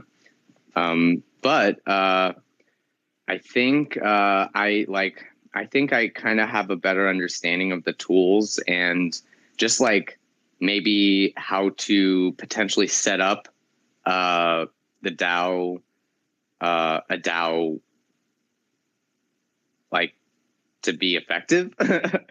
So I think I don't know. I definitely learned stuff. No, you did. I mean, 100%. So you spoke about the project before that you might be doing, which is, a learning project and what have you. So if you have it in the form of a DAO, like we said, you could maybe have an NFT as as part of doing the course or being part of the DAO, you have that NFT. And then when you need to make important decisions, like which direction are you going to move in with the learning, you simply display the options and then you vote upon them using the tooling. That's pretty straightforward, right? Yeah, definitely. And one thing is the admin privileges. So like, for instance, for whoever wants to take over the DAO in the future, the community DAO, just like how to like right now, I think what we'd have to do is someone who's an admin already would have to connect them or make them admin as well. But it would be nice if that process was automated to a certain extent. But anyway, that's neither here nor there. But I do want to make it a nice transition. So whoever, like, make one document so whoever takes over can do so smoothly. Good idea. But again, the onus is then again on who's going to do most of the work for that. Unless you put it up as a task on D work. Yeah, no, that's true. Except, and that is one thing I wanted to do as well, was like actually use some of the treasury for D work tasks. Just set it aside for D work. And honestly, I think like the charter right now kind of gives us as governors permission to just do that at will. We don't really even have to vote on it. But yeah, I don't know. Well, the whole debate last time was a discretionary fund, and I brought it up, and then somebody was saying, "Well, you have to apply for the discretionary fund at the start of the term," and this is how ridiculous it was getting, right? They were saying you have to apply for the discretionary fund at the start of the term. That's what somebody was saying, and then again, it's like, "Oh, well, we've got to go back to the charter, and we've got to read it, and we've got to do this." And oh, okay. I don't know. You give it a read. You see what you say. The charter, if anything, has been, excuse me, it's been good, but it's been a hindrance in many aspects. Yeah, it kind of works in a bull market because it protects. Right. But we're not in a bull market, and we need to be flexible, so it doesn't work. And it worked when the time was being paid for in a way because people were more willing to give their time, and rightly so as well, because people should be paid for the time they put in. But equally, I think revenue when you're not in a bull market as well, So it just wasn't a bear market charter. It didn't fit. That is like maybe the biggest issue with the charter that maybe, I don't know if we could do something about it, but just like the payment method in the charter, like $75 an hour, needs to be changed. So that, like in that standing document, that is one thing that for sure doesn't make sense and needs to be changed that we haven't gotten around to. We did do the Google sheet, and the things that were discussed with percentage wise, that was a good idea. Yeah, it just needs to be voted on. Yeah, maybe maybe we should just like send that through as an annex or what do you call it? Amendment. Well, yeah, amendment. Yeah, but this is one of the things that I said when I stepped down. Because yes, there was tensions within the DAO, and I didn't like the way that was going because personal relationships to me are more important than silly arguments about processes in a DAO. They mean more to me than anything. But that I brought up because it would take a good 6 months of solid fleshing out to build the DAO and the charter, in my opinion, to get it in a state in which it could be operational in the way that, say, you and I would want to have it operational. And that was often why we were clashing, because it was like, let's do this. Yeah, what about the charter? And then it was just, it wasn't just one person taking one side. Those roles were interchangeable. So the charter itself caused a lot of issues. But I'd say it take at least 6 months solid fleshing out to rebuild the charter to work well. And so do a lot of people. Take into account everyone's opinions. And then voting, etc., and all that. Nothing is easy. So maybe that's why I think if you do the coding thing, you should maybe, my personal opinion is you should do it code alone with that. But that's just me to you. Yeah, no, I'm with you, man. Yeah, and I think like I am getting to a point where I'm like, okay, I should really like come up with a use case for peace hands. So I should like make a white paper or charter for peace hands as a project or something like that, so everyone kind of understands, because right now it's just a murky experiment. We have NFTs, right? Yeah, but I mean, they're like they're super random. They're like, you know, they're totally experimental. Don't really do anything. Yeah, you're right in what you say. You say a white paper, but what is it? What is it called with the DAO? The It's been a while since we figured the DAOs. Not directives, is it? It's mandates. DAO mandates, right? So Yeah. yes, start with your mission statement. For the DAO, forget mandates, forget charters, forget all that. What's your mission statement for Peace Insight? That would be my advice. To sit down and think, what is it you actually want to achieve in a broader sense? You know, the overall goal doesn't have to be like specifically you want to do X, Y, Z. Start with your overall like aim, and then you work it down more specifically. That'd be how I would approach it.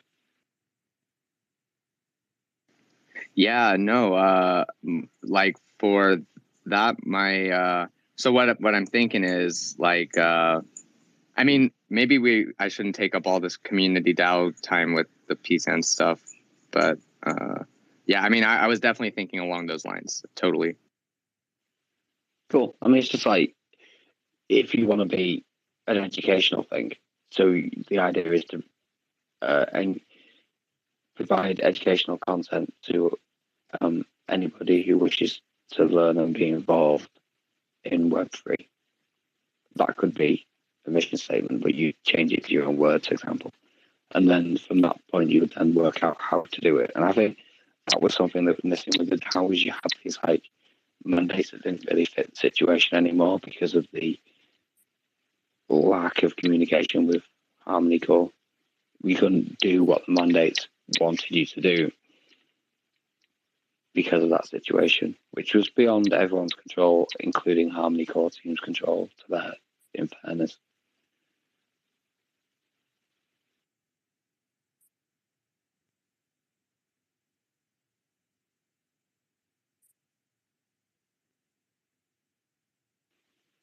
And as well, you did the validator space, remember?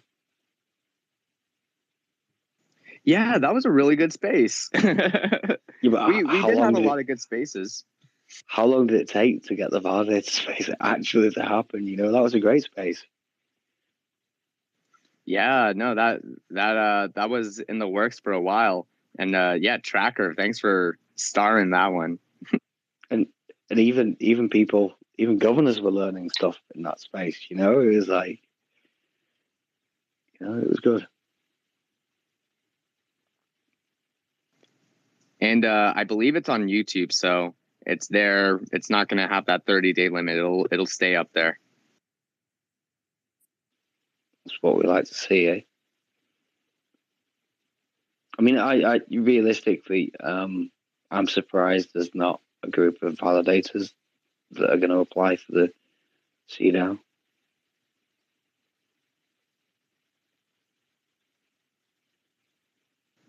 Yeah, I mean, I was kind of yeah, I don't know who would apply. It would have to be someone who's like really wants to try something within the Harmony community. Yeah.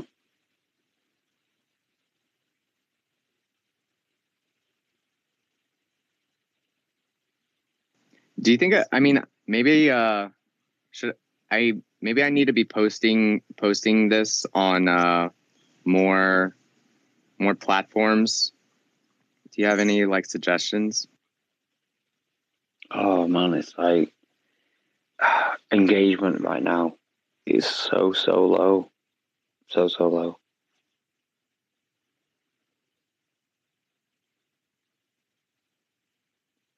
You know, it's like I post something on Twitter, and before I get like loads of, you know, engagements with it and what have you, now it's just like there's not much there, man. Yeah, I am getting that a bit. But man, I do like that Unlock protocol. We had Angela come speak earlier, and she was talking a little bit about DAO tools, and yeah, they got like, it seems like they have pretty good participation and engagement. I'm kind of jealous. I want to. I do want to like kind of participate in it some more. I need to get into that.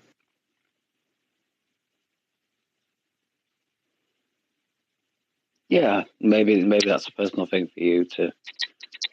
It's showing you the avenue to go, you know, the way to go. For me, I'm thinking to myself at the minute, should I stay in this space? Should I not stay in this space? I'll be honest. This Twitter space or the crypto space? The crypto / Web3 space. Oh yeah, I mean, I think there's I'm super bullish on the crypto space, so you're not going to hear anything. I'm going to be supporting you to stay in the crypto space, but yeah, it is like a developing space, so it's pretty all over the place. And ran to but if I could, oh yeah, if I could learn to code, that might be good. But yeah, I'm going to shut up to let Rantanplan. Rantanplan, sorry. How are you, sir? Or madam? Hi, fine. Perfect. I'm not as into crypto as you guys, maybe not even into programming, but I'm very enthusiastic with the Harmony. And well, I've invested quite a lot of time in a few projects until the dip, of course, and everything that happened around. And as I would like to learn quite a bit more about everything going on. Wish I would have more time really to hook on, but I don't really had the time lately. So I don't know if there's anything we could do for the community. Let's say work it on Discord or Twitter. I don't know. Anything you guys could give a hint for me?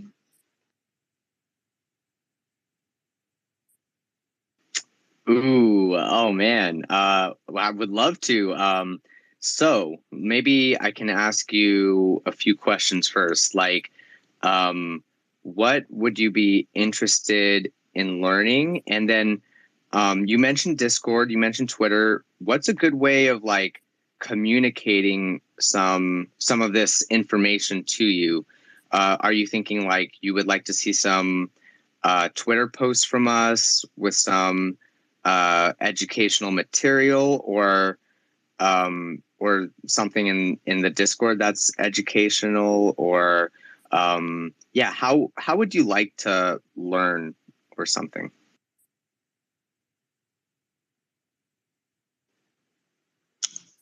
You know, I started with the crypto mining really, so until a friend put me into an exchange in which once I got out of the exchange, I got ripped off a few times, you know, and scammed along the way. It's been an up and down, honestly. And I don't know, I think we should really need to distinguish ourselves by a good learning method. I don't know. Also, my question is, what would be the best thing to give the community a push for you guys? What could someone, a regular guy, do for the community?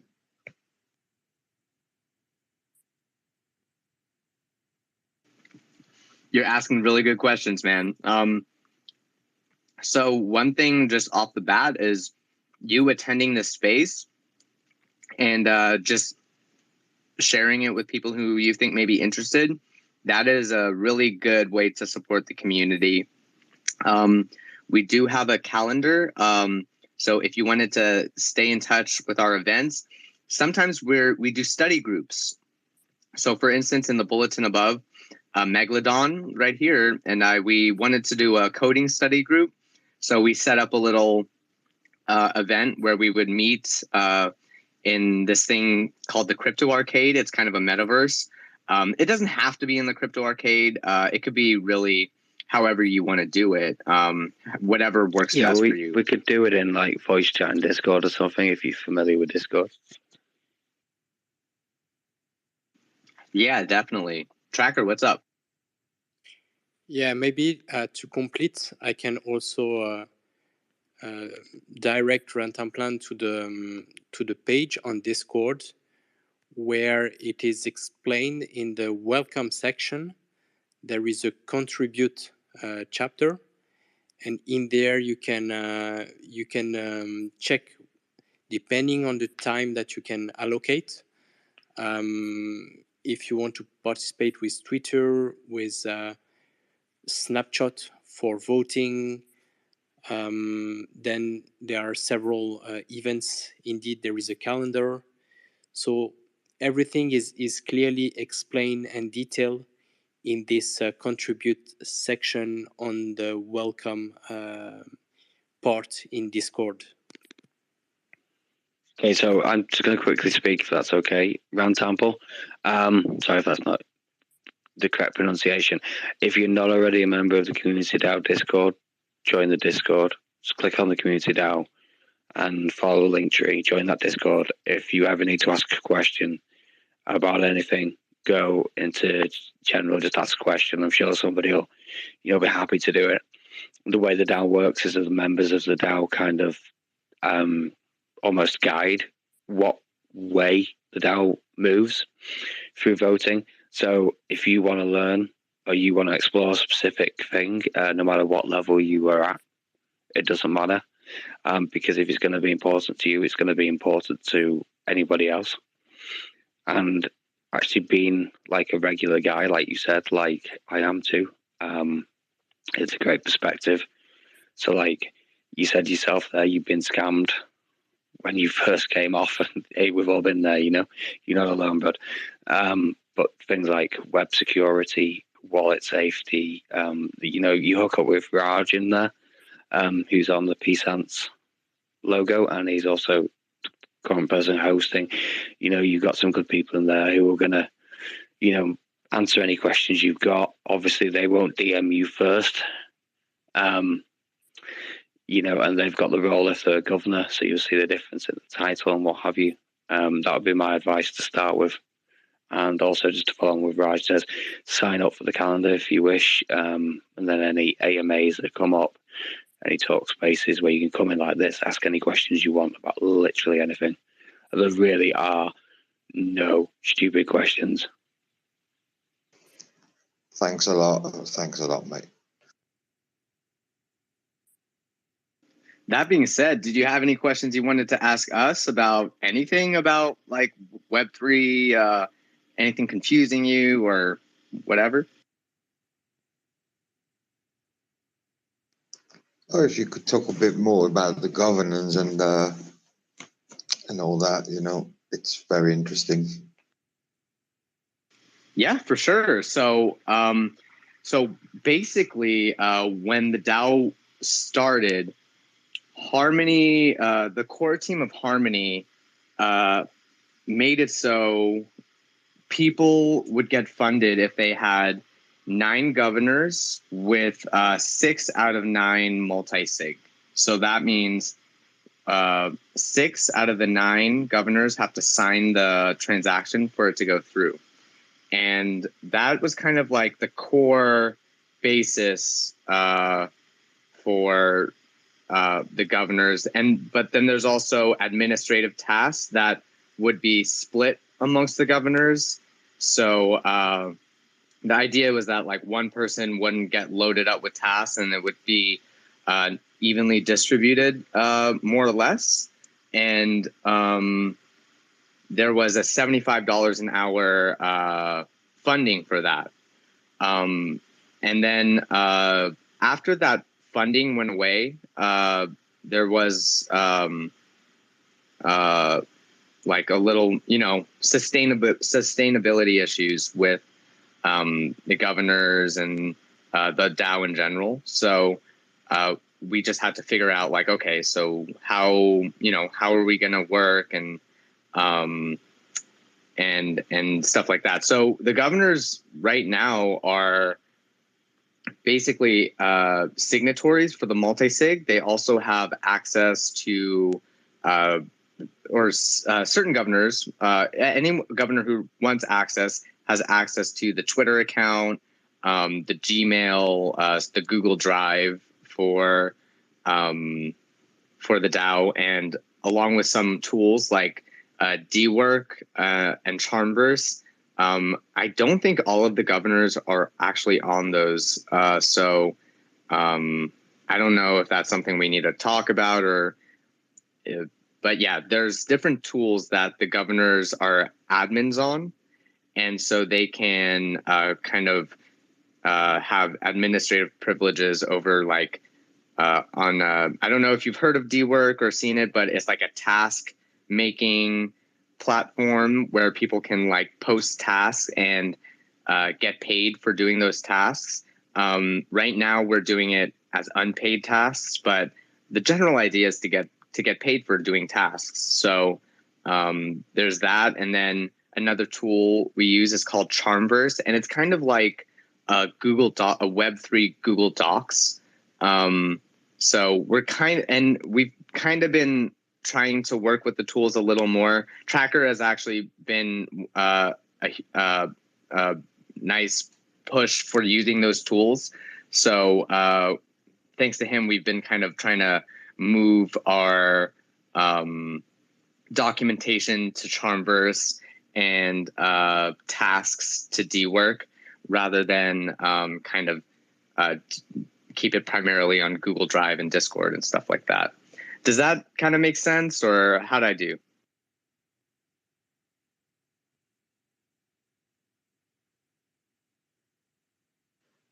It is sounding great for now. Actually, it's keeping me very interested. I'm in Spain actually it's now 1:30, so you're keeping me awake. Oh man, all right. Well, yeah, no, feel free if you want to dip out.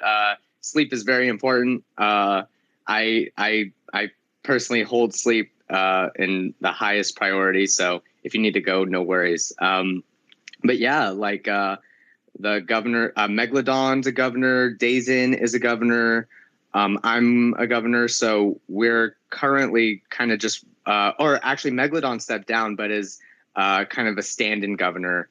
So he's just holding it down until the governor who got voted in comes in to take his place.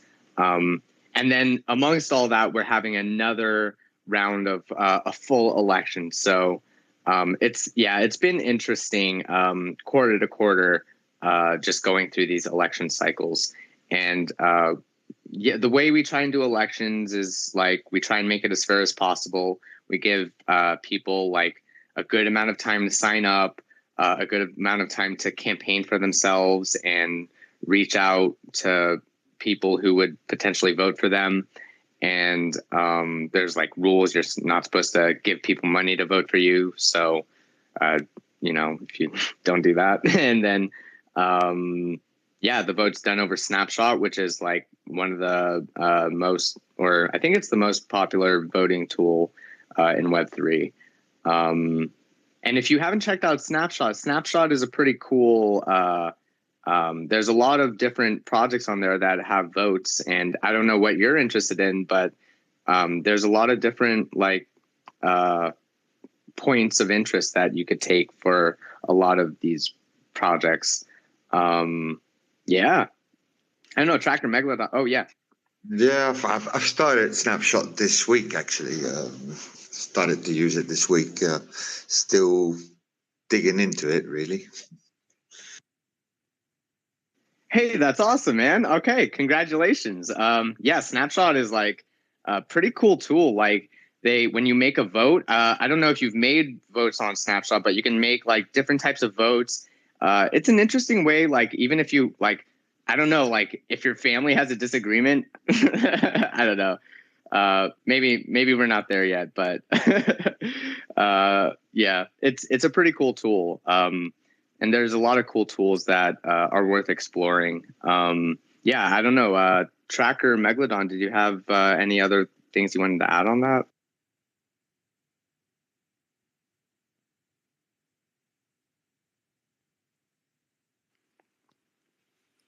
No, you summed it up pretty well. And it is late as well, but yeah, definitely join that Discord if you haven't already, and that's the way forward, you know.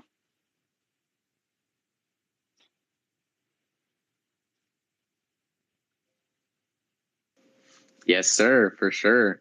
Yeah, join the Discord. You can there's you can always ask questions or post, you know, because there's like a couple of Twitter Spaces a week, isn't there? But you don't have to wait for the Twitter Spaces.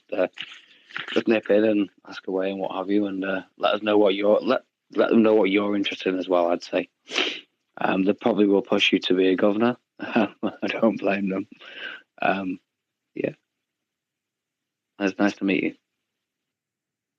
Fine, guys. You're welcome anyway. But I think I have to learn a little bit more for now. Hey, I mean, you're in good company. We're all we're all on a learning journey here. Yeah, I mean, it's like that's why I said join the Discord really, because it's a good place to learn, because hopefully you're around good people in there. The Harmony Community DAO was originally set up by the Harmony core team, but obviously being a DAO, it's supposed to be autonomous, which is the A in DAO. But yeah, I mean, I suppose the basic level that most people will come into when they step off central exchanges is literally, if you're on Telegram and you're on Discord, you know, don't give your seed phrase out to anybody. It's kind of as simple as that, and that's an okay place to start, because nobody wants to see anything bad happen. If it's better to ask, and the people there don't know everything, but you know what? If they can't help you, then they'll probably find you. Like Tracker here, he's a validator on Harmony, so if you've got any questions about staking, people like Tracker can help you with that. You know what I mean? What projects you into, by the way, if you don't mind sharing?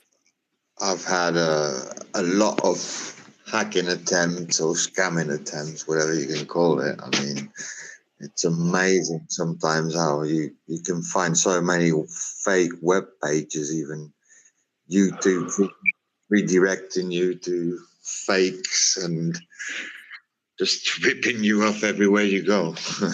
You want about on Harmony, yeah? Sorry?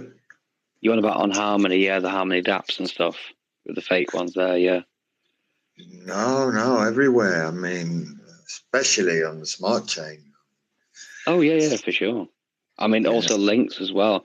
Never click on a link you don't know. Even the web pages. I mean, yep.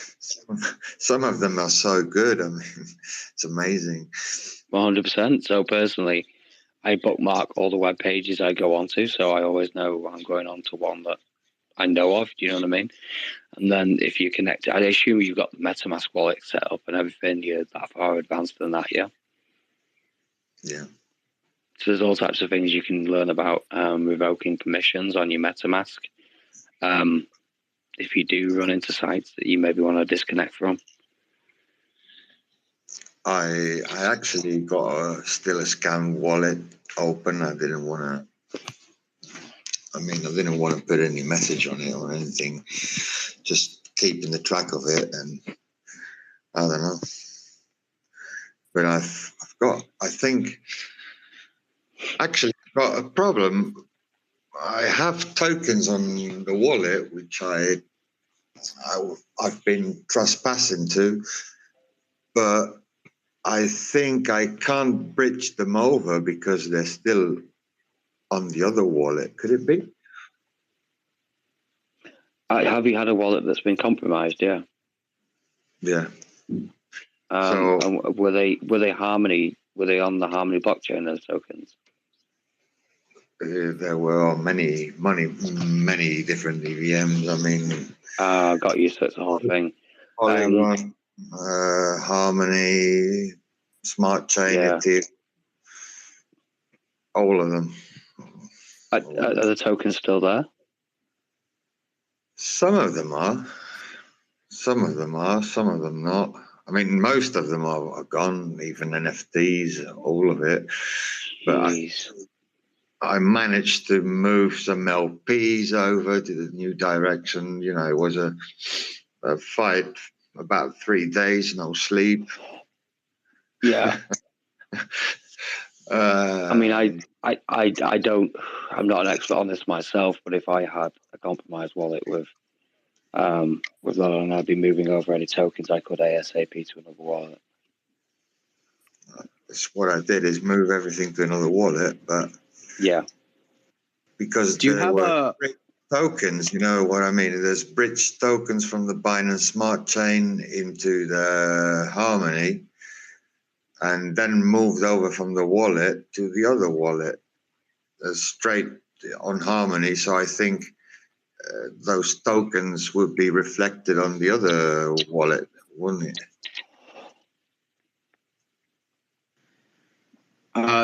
Do you also have a hardware wallet or a cold storage wallet? No, I haven't. If you had, say, 10,001 on one wallet, and you clicked on send and you put in the address of another wallet, and you sent those one tokens over to that, which obviously you owned the other wallet, and the tokens would just transfer from one wallet to the other. The Harmony wasn't. The Harmony was stolen. I'm talking about. Yeah, no, I get that. What like you were saying, there's basically some chains there where there's still some tokens left, isn't there? Yeah, the scammer took all the gas. So yeah, you know, whatever was yeah. wasn't stolen. Yeah. Was it BNB you were on that got compromised the most? Yeah. Yeah, that's where I got my first wallet compromised as well. Yeah. Logan may have some advice for you, actually. Yeah, BNB definitely has the most rug pulls. Hey, have you heard of RugDoc ransom plan? Yeah, I've heard about it. Never tried it though. Because before you go use any DApp or project you see, it's good to check them out on RugDoc and see what they rated them as, because they'll have their smart contract analysts do that. I only took a look in Dex tools about that, never RugDoc. And definitely, I can't overestimate. Never click on a link you don't know as well, because that's an easy way to get people. Logan, do you have any advice to this chat? I'm not sure what's going on. I'm sorry, I missed it.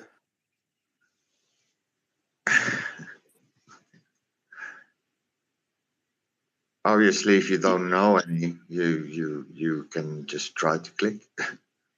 No, I'm sorry. I missed the conversation. I'm not sure what you had said prior to me jumping back on. He's had his wallet compromised, basically, but he's still got some tokens in there. So the private key of your wallet was compromised? Yes. But that's about a year ago, so, Yeah, that's tricky. Yeah, that's tricky.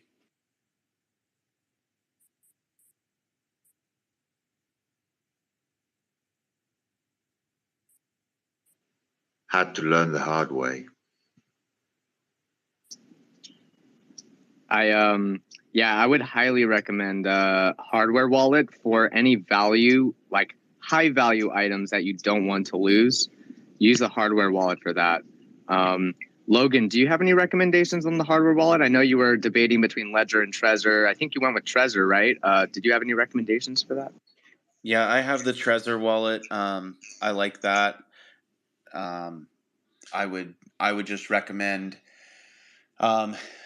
whenever you get your seed phrase, don't put it on your phone. Don't put it in the cloud. Don't put it on a note app or any kind of like other application on your phone. I would recommend taking the 12 or the 24 words and stamping it onto a piece of metal, and then putting that piece of metal inside of a brick of concrete, and then building your house with it. Something to that extent, but just making sure it's not in a place where it's going to get compromised. Just by happenstance, are you using a Samsung phone? No. Okay. Just No, I know that Samsung just had their signature keys leaked, and there's lots of malware applications now floating around on the Google Play Store. So that's definitely a point of entry. How did you secure your not to?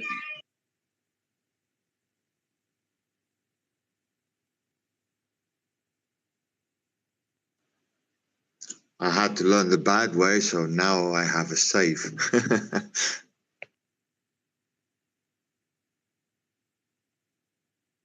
Oh, okay. That's very secure. Very good. Very good. Sorry, I had to pause. It's just you want to make sure you don't put that private key information anywhere in your phone that could get compromised. I use a separate computer for all of my transactions, and I don't have any software installed on that computer, so it's just for crypto transactions. And I mean, as long as we're talking security, and if your private key was on a computer screen, it's basically you can kind of say it's compromised, because anything on your computer you should consider like a security risk. And so that's why cold storage wallets are very effective, because there's no private key. The computer never sees the private key. Your cell phone never sees the private key. It goes directly from the device to a piece of paper or a metal stamp, as Logan said, which is the best secure way, because if your house burns down or something, you won't lose the private key, or if there's like a bomb that goes off. So yeah, I would highly recommend looking into cold storage for anything you want to keep very secure.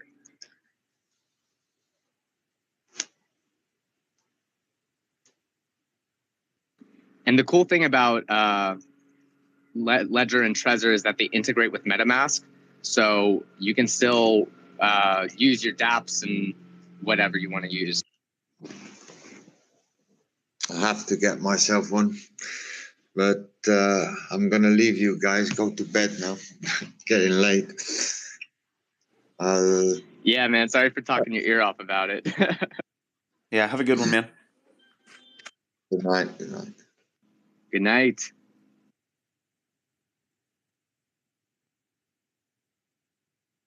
I see we have another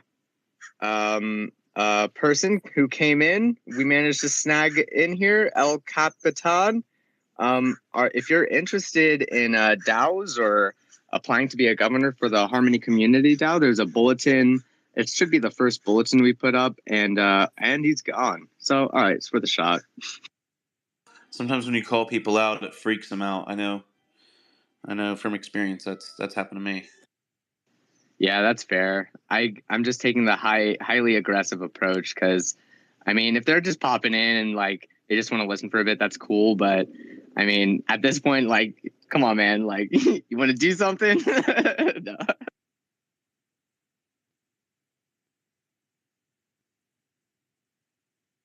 Anywho, Dude, I just want to say, Raj, I really appreciate you putting on these spaces, and I mean, this quarter's been really fun with you, like just doing what we do. I'm I'm really excited to just be your friend and have you on these spaces every week, dude. I mean, legit, it's an honor. Oh, thanks, Logan. What? Bro. I mean, I'm happy to do it, and just like you guys, being part of a team with you guys, that makes me feel like all warm and fuzzy inside. Like this idea of being able to work with strangers and who are aligned in some overall vision. Like I really like that, and thanks for being a part of bringing part of that dream to reality. We're not strangers now. No, we are not. Sorry if I zoned out. I just went onto DFK to check my Jade balance, and it's pretty confusing. Has anyone else done that? Has anyone else got any Jade? No, I never messed with DeFi Kingdoms. Yeah, they were out of my price range. You gotta get in early. I'm confused as hell now. Sorry.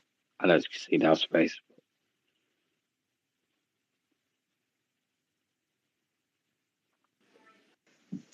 It's our space. But yeah, That's why you need to do the P-Sant stuff. Then you can talk about anything. I will. I'll start ramping that up. I said it. Sorry, I said I dropped the snap. F-bomb. I apologize. We almost made it through without it. All good. I just let me know if you need me to do anything with my FRA that states with you, by the way, because I'm just leaving it in there. Oh, nice. I thought you were leaving the ecosystem. I got a little sad when you're like, oh, I'm out of here. Yeah, I did, but I'm not going to leave you. Oh, nice. Okay, cool. I wouldn't do that, bro. I told you, didn't I? If I left, I would. If I ever did that, I'd let you know. And as far as I'm concerned, I'm just going to stick it in, and that's cool, man. It's all good. Just keep paying me rewards or whatever. I don't care. Oh yeah, man. We got another round coming. I'm loading up. I don't care if just let me know, man. It's been, like Logan said, it's been good to meet you. It's been good to meet you too, Logan. Actually, superstar that you are.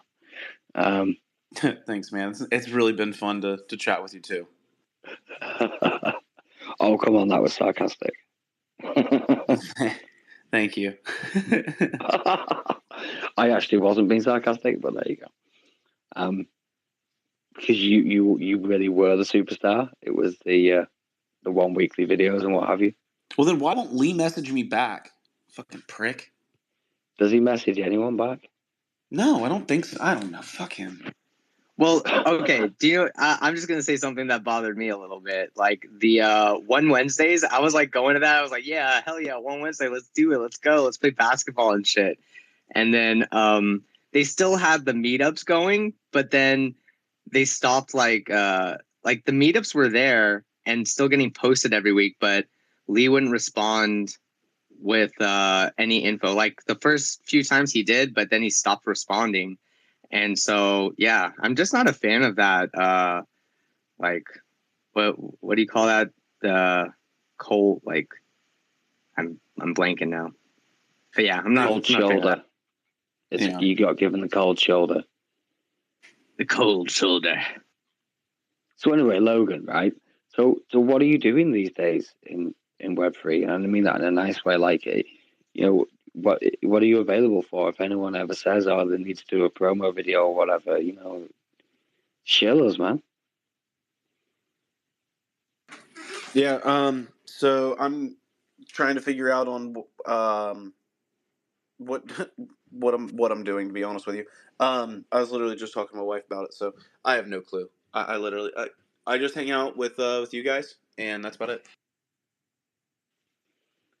I love it. But what are you gonna do if like the CDAO closes? Where you're gonna hang out? You obviously you have other places you hang out like we all do, but no, dude. The only place I hang out is downstairs in my basement, checking on my Bitcoin miner, and then I get on these Twitter Spaces. That's literally it. So I told myself whenever I got started with crypto, I was only going to focus on 2 projects, and one of them I was going to build on, and the other one I was going to just stack sats.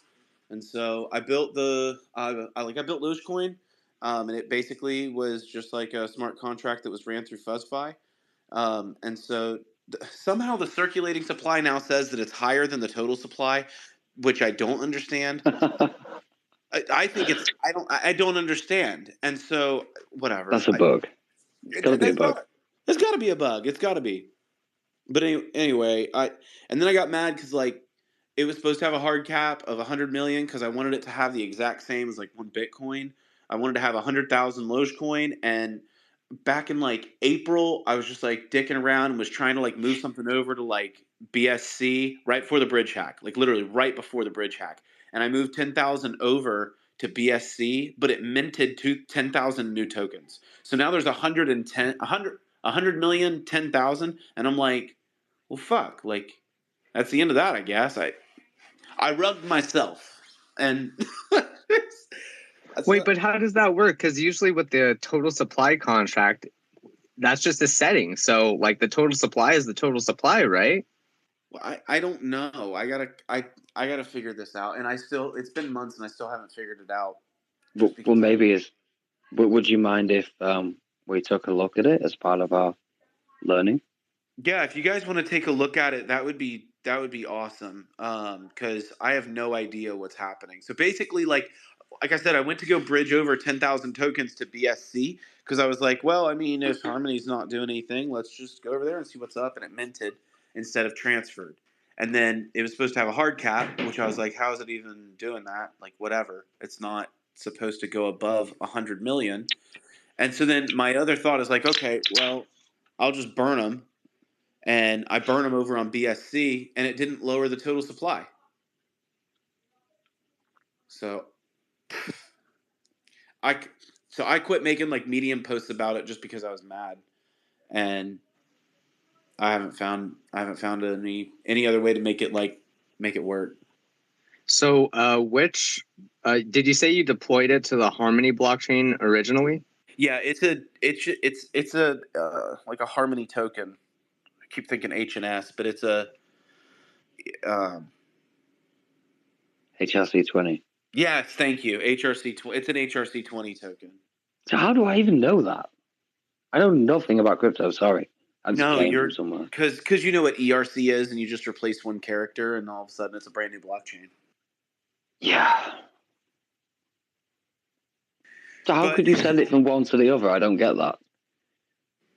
So on ript.fuzz.fi, they have a it's called like a contractor, and you can actually like. Do you remember Token Jenny? Yes, absolutely. I got a cosmic mind that thing. So this predate like ript.fuzz.fi predates Token Jenny, and oh wow, yeah, man. So it's actually the way that like a lot of those pre-rug tokens got minted was through that. And so that's how I ended up finding out about it because EasyNode told me about it. And I was like, okay, cool. I'm going to make my own token. So then literally like 40 seconds later, 501 later, I had a token. And my main purpose of doing that was like, yeah, my main purpose in doing that was to show people like anyone can make a website, anyone can make a token. And that was the whole premise of the coin was just to show people how easy it flipping is to make these tokens and to do this. And so again, I wanted it to have that hard cap so that I couldn't rug myself, but I wanted a slow distribution of coin, just like like Harmony has a slow distribution of their total supply cap, and so does like Bitcoin and all the others. And so like that's what I wanted, but then I fucking rugged myself. And I didn't. To be fair, I didn't actually rug it. Like it's 10,000. Like there's just 10,000 extra tokens out there that shouldn't be there. So I got pissed. What do you reckon, Raj? We should take a look at that, right? Yeah, let's take a look at it. I'm kind of curious about this. How I trying on as well. Yeah, and yeah, yes. And it's all listed out in the Medium article. It's got like the contract address and the original creator address and everything in the Medium. Medium article, okay. Yeah, so if you go to logecoin.org and then you click on the Medium, then you'll see it. if you want a place to, if you need to discuss anything, by the way, in the threads, feel free to invite Logan. Before you build out your own Discord or whatever, you need to or want to. Anyone's welcome. Oh, for your server, Megalodon? Yeah, if you want to chat there, it's fine by me. 'Cause it doesn't really get used anyway. It's just my information dumping section, to be honest with you. But I know the conversation started there, so if you want to continue there, it's cool by me. So like I was going to just, take 10,000 of the token on Harmony and just burn those so that way the total supply, the circulating supply would come back down. But I don't think the total supply is going to change. I just think the circulating supply is. Right, because I think when you burn it, you're not really you can't destroy it. You're just sending it to a dead wallet, and that's what burning is. Yeah, and so it's not going to lower anything, and so I'm like 10,000 over the original supply, and I mean, who would buy that kind of token? I wouldn't. I can't even teach. Yeah, I would. Without. You said you would. Yeah, absolutely. It's No. unique. But it's. Does it have any LP anywhere? Yeah, we've got. I just had the LP up. Let me. Hold on. What I don't see where to find this FuzzPi thing. It's RIPT. .fuzz. RIPT.fuzz.fi. Yeah, where's your LP? I could go on the LP is on Top Swap, but it's on Sonic Swap. We've got cool. $78 in Loge Sonic pool and $646 in the Loge One pool. Okay, so you got it paired with one on one pool. That's cool. Yeah. So yeah, hype your project up, man. Get it going, and we'll, Well, the idea of it, the tokenomics are a little bit strange. So the idea originally with the token was to actually purchase content. So it would be used as okay. Yeah, so like let's say someone would like Layer Zero. Let's say Layer Zero wanted a video and they wanted my studio to produce it. Then they would go out and they would purchase however much the production cost is of Loge, which right now you can only do like a $600 production with us because that's all that's in the LP. And so you would purchase, let's say the production costs like $300. So that's how much the production is going to cost. Layer Zero would go out, buy the Loge, and burn it, and then they would send us the transaction ID, and that would be a receipt verification to actually start production. Cool. But how much is the total of your Logecoin worth currently? So whatever's in the LP is the only amount that's actually been dispersed. So there's the pooled Loge is $24,000. No, 24,000 Loge and is in the pool. And so you're saying what's the worth? Like what's the value of the token? Yeah, we'll know what's the value of, because you said like they could buy $300 worth. So presumably you want to pull ideally of like 30 grand. So like the value of the token is just the liquidity. Right. Okay. Which is about $600. You said. Yeah. Yeah. Well, can you mint more Loge? Yeah, but then that would increase the amount of production that we can do. So, for instance, like we wouldn't want to show in the liquidity more than we can actually do in our production costs, unless our community supports that. Because then that's how. Okay, but if someone LP'd, like let's say Raj went out and decided he was going to LP like another $1,000. Well, that's $1,000 more worth of production that we can accomplish. Got you. So the scenario would be, say, if Layer Zero goes out, but it's $300 worth of your token. If they provide the receipt after burning it, and that's what allows you to do the work. You would then maybe vote on issuing more tokens and adding that to the LP so that more people could use your services.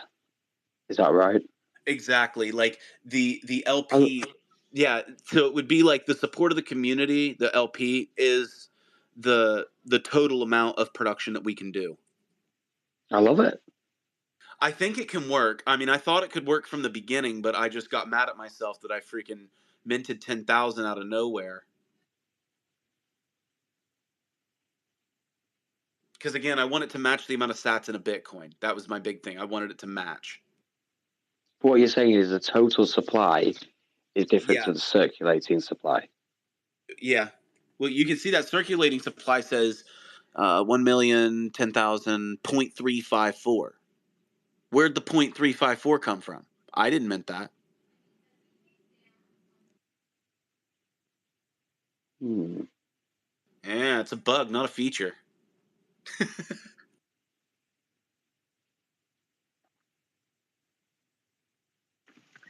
You have 71 holders. That's pretty good. Yeah, I thought that was pretty nice. I mean, people seem to really support the project, but I was just like, yeah. That's sick. But it's a good way to take payment in crypto, isn't it? Yeah, it's a good. Well, it's not actually payment. See, that's the cool part. Is every production we do actually supports our token holders. Because as let's say Layer Zero went out and wanted us to do a video for them, then they would go buy Loge, which would bump the price. They would burn it, which would create a new floor, Which would decrease the supply. which would decrease the total supply, which would create a new floor for the tokens. So that way, no matter what, you could never actually drop below that floor, given the fact that you can't actually mint more tokens on it. But that's the whole thing, is like it was supposed to, from design, have a hard cap of 100 million. And then whenever I saw that 10,000 got minted, it's like, well, this doesn't work. It could never work. So you're doing the productions to repay the people who had the faith in you to buy the tokens in the first place. Yeah, the production supports the vision of the people who exactly. Yeah, supports the token. I love it.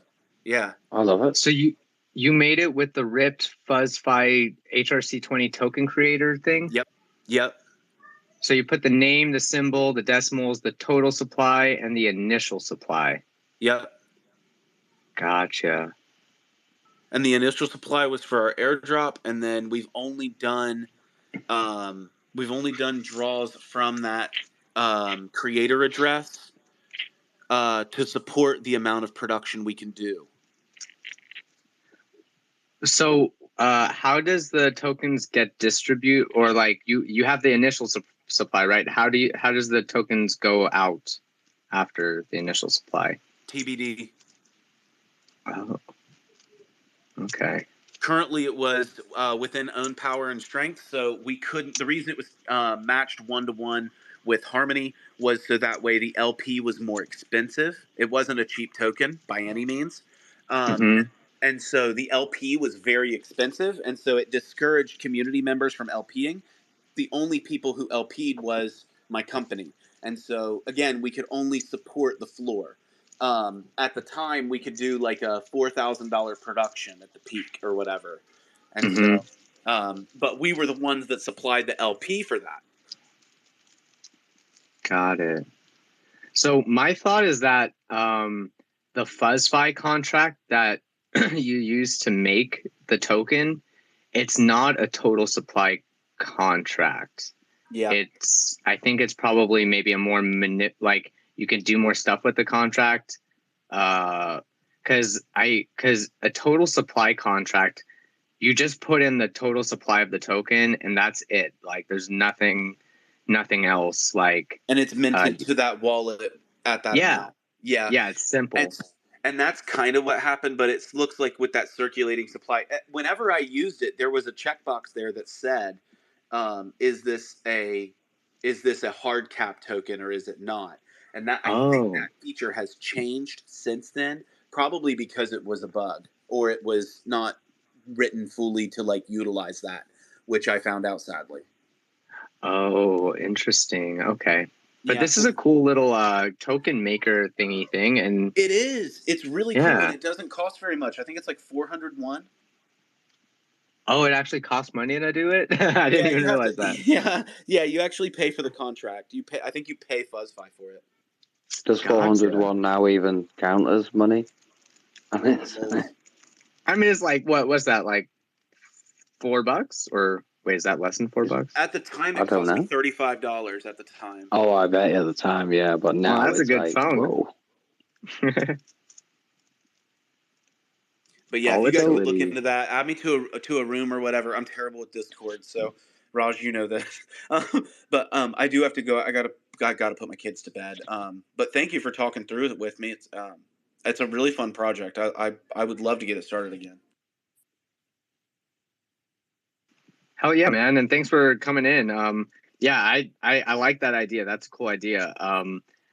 Thanks for like explaining it a little more, and yeah, we'll be checking that out. I actually do have to get going as well, so if that's all right with everyone, yeah, we can end this call for candidates. If you are listening to the recording, go to the talk forums and check out the community forum, and there's a election post, so you can copy that and paste it in the talk forum to apply to become a governor for the community DAO. If you have any questions, don't hesitate to message us on our Twitter or join our Discord and learn more about the DAO. And yeah, thanks everyone. Megalodon, Tracker, Dazen, thanks for coming in. And until next time, have an awesome day, guys.